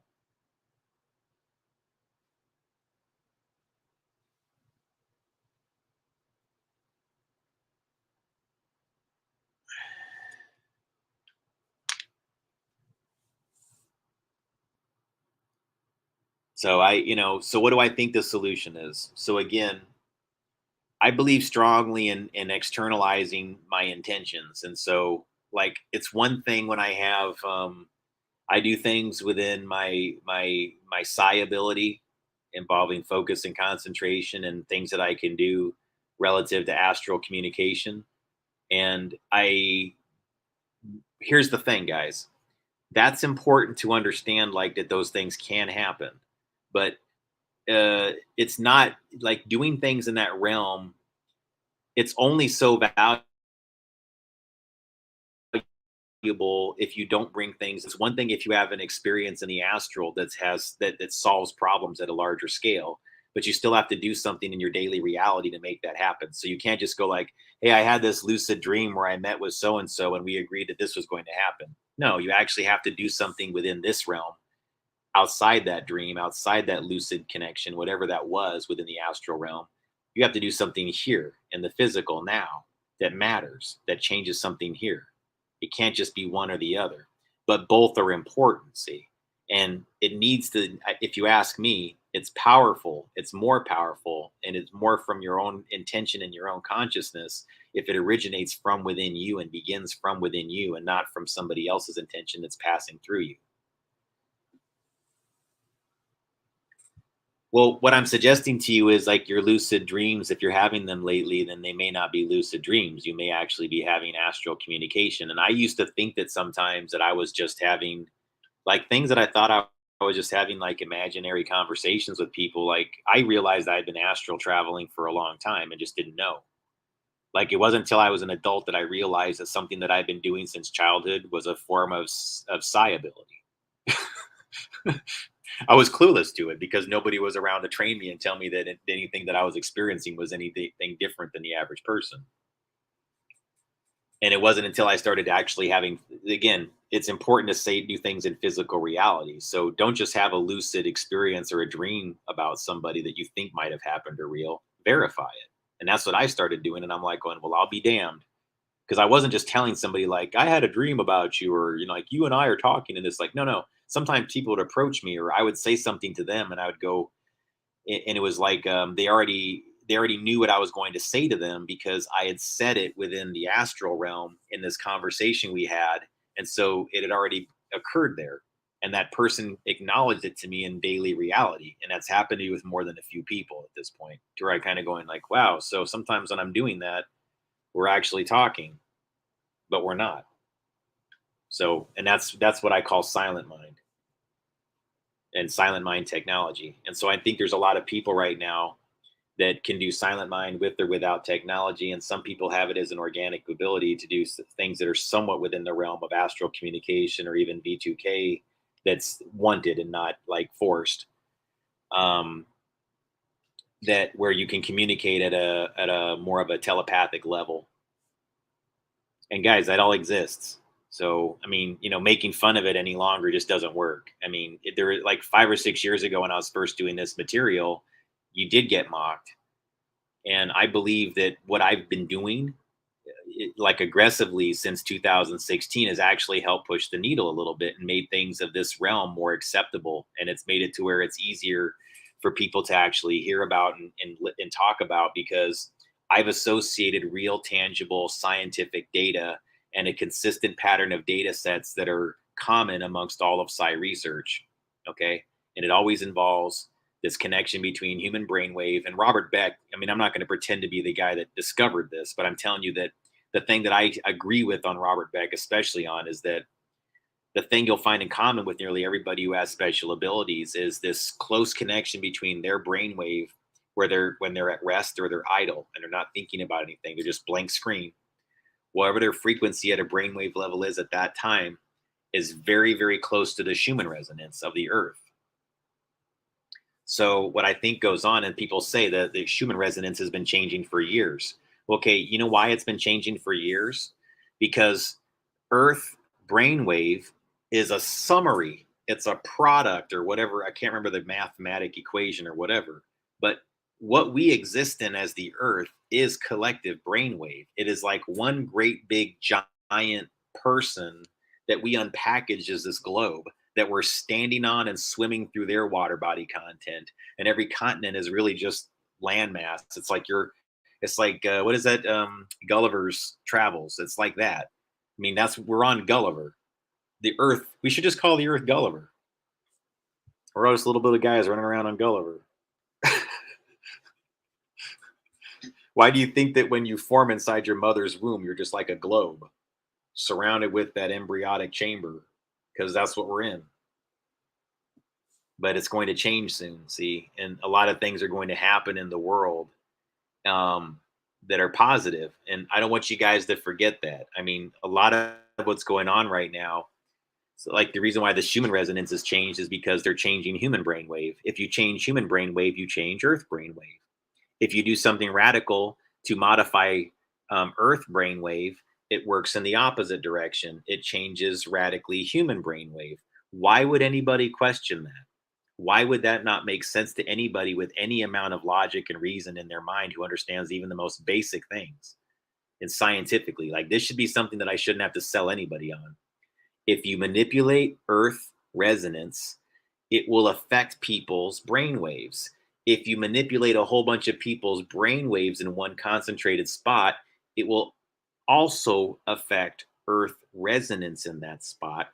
If you affect that, then you're affecting the relationship that occurs between the Earth here and the ionosphere, where the clouds and everything else and the moisture levels are. So you're impacting all of these different layers. And who's the conduit for all of this? It's always humans. So how is it all being generated? We're doing it. We are doing it. So affecting our brainwave affects the Earth. Affecting the Earth's resonance affects our brainwave. Now we can look at CERN and Brookhaven and hadron colliders that change Earth resonance by circling magnets over and over again at a high speed underground. Now we have a greater case for saying, I don't think you can do that. Now we can look at HARP with a more logical argument and say, I don't just think that's a bad idea because bad. I think it's a bad idea because it could affect our ability to, our brain waves in this manner, or it could affect our plasma fields that change the actual movement of the, whatever. You can create more logic based arguments for why those things shouldn't be occurring. And again, we have to come up with something that's like, beyond just, I mean, America, I would hope that we could be pioneers in this, but I don't always have faith that we have it in us to do it at this point because things are so effed here. But I hope that we reach across the aisle to create a larger agreement. And here's the thing, guys, I'm seeing Russia propose things now to America that I was saying that we should be proposing doing with them when I was in private, when I was sitting there on those benches up there by the ocean and the Columbia River. Some non-interventionist things where I was making suggestions on how we could have global agreements on, I made, like, for example, I made the suggestion a long time ago that that we have to do something involving like technology and manufacturing global treaties where it's not allowed country to country to do anything like modifying a router to where like a CIA can monitor a router, like a Netgear router, like the Vault 7 releases. That would be illegal. There'd be global agreements that would make that illegal because, guys, it's going to completely freeze trade. It's going to completely freeze our ability to have civil relationships country to country if we're always worried about there being no governance or no rules surrounding doping by governments of products, because then products get banned by entire governments or entire interests that are close to whatever. So like Huawei, well, if Huawei isn't really acting on behalf of the Chinese Communist Party, then it's a really shitty thing to run around saying that Huawei, based in China, must be a Chinese communist hack or whatever, because they wind up losing out on business contracts simply because of xenophobia surrounding the communist agenda of China. But then we give it to who? People that are going to do the same shit to us just because they're from Sweden or Finland or South Korea? That's the thing I don't understand about our reasoning and logic is all. Like, but I think it's based on that we don't have enough information. So as far as solutions go, I've just proposed a more non-interventionist future for us in America, and that we become more people that are about promoting clean energy systems and free and 0 point energy systems, and that we begin replacing old infrastructure with new infrastructure as a global movement, that it's not just America, that this is something that Russia wants to do, China wants to do, America wants to do. And then we see the evolutions, we see the innovations happen simultaneously where all nations are benefiting, because we have to do it unique to the individual culture that we're in and the governance and the rules. But infrastructure needs to be replaced with different types of energy systems, and that's going to require taking down some central companies that now have dominance over the information flow. And again, how is that operated on? Exactly like I've told you tonight. You have to think of it as more as one large umbrella corporation. And once you get down to the root of the SAIC, Leidos, and Dynetics dynamic in America, you've got half your problem solved. Okay, you got to get at that beast right there and understand how much they're rigging behind the scenes and how much they've been doing for so many years. Not just with this, but with human brainwave aspects and things that involve that type of psi ability and psi hacking of global, not global, but larger populations. Like, they did the research, you guys. It's the same groups that I just told you about. They're the ones that have the maps to everybody's brains on top of the internet. And now they got these narratives that are putting out there for people to believe this. So again, we solve it through internal accountability, a non-interventionist future. I know those are like loftier ideas, but I say, first of all, we have to start actually addressing the problems where they really are. And that starts by calling out the fake players, the ones that are actually bogus, and saying, no, we don't believe this anymore, guys. You can't keep tricking us with this. We'll take the information, we'll take the message, but we don't accept your messenger. See, they've been training us for the last few years. They like, guys, don't shoot the messenger. And like, don't get me wrong, don't shoot the messenger. But like, they're always saying like, accept the message, even if you don't like the messenger. And sometimes I'm like, okay, fine, accept the data. Like, it's okay to learn that through Elon that the FBI has been screwing all of us over. But just remember, he's as much a part of that organization or in the ecosystem that made it work to begin with as any of the ones that did it to us. That's all. That's my opinion, man.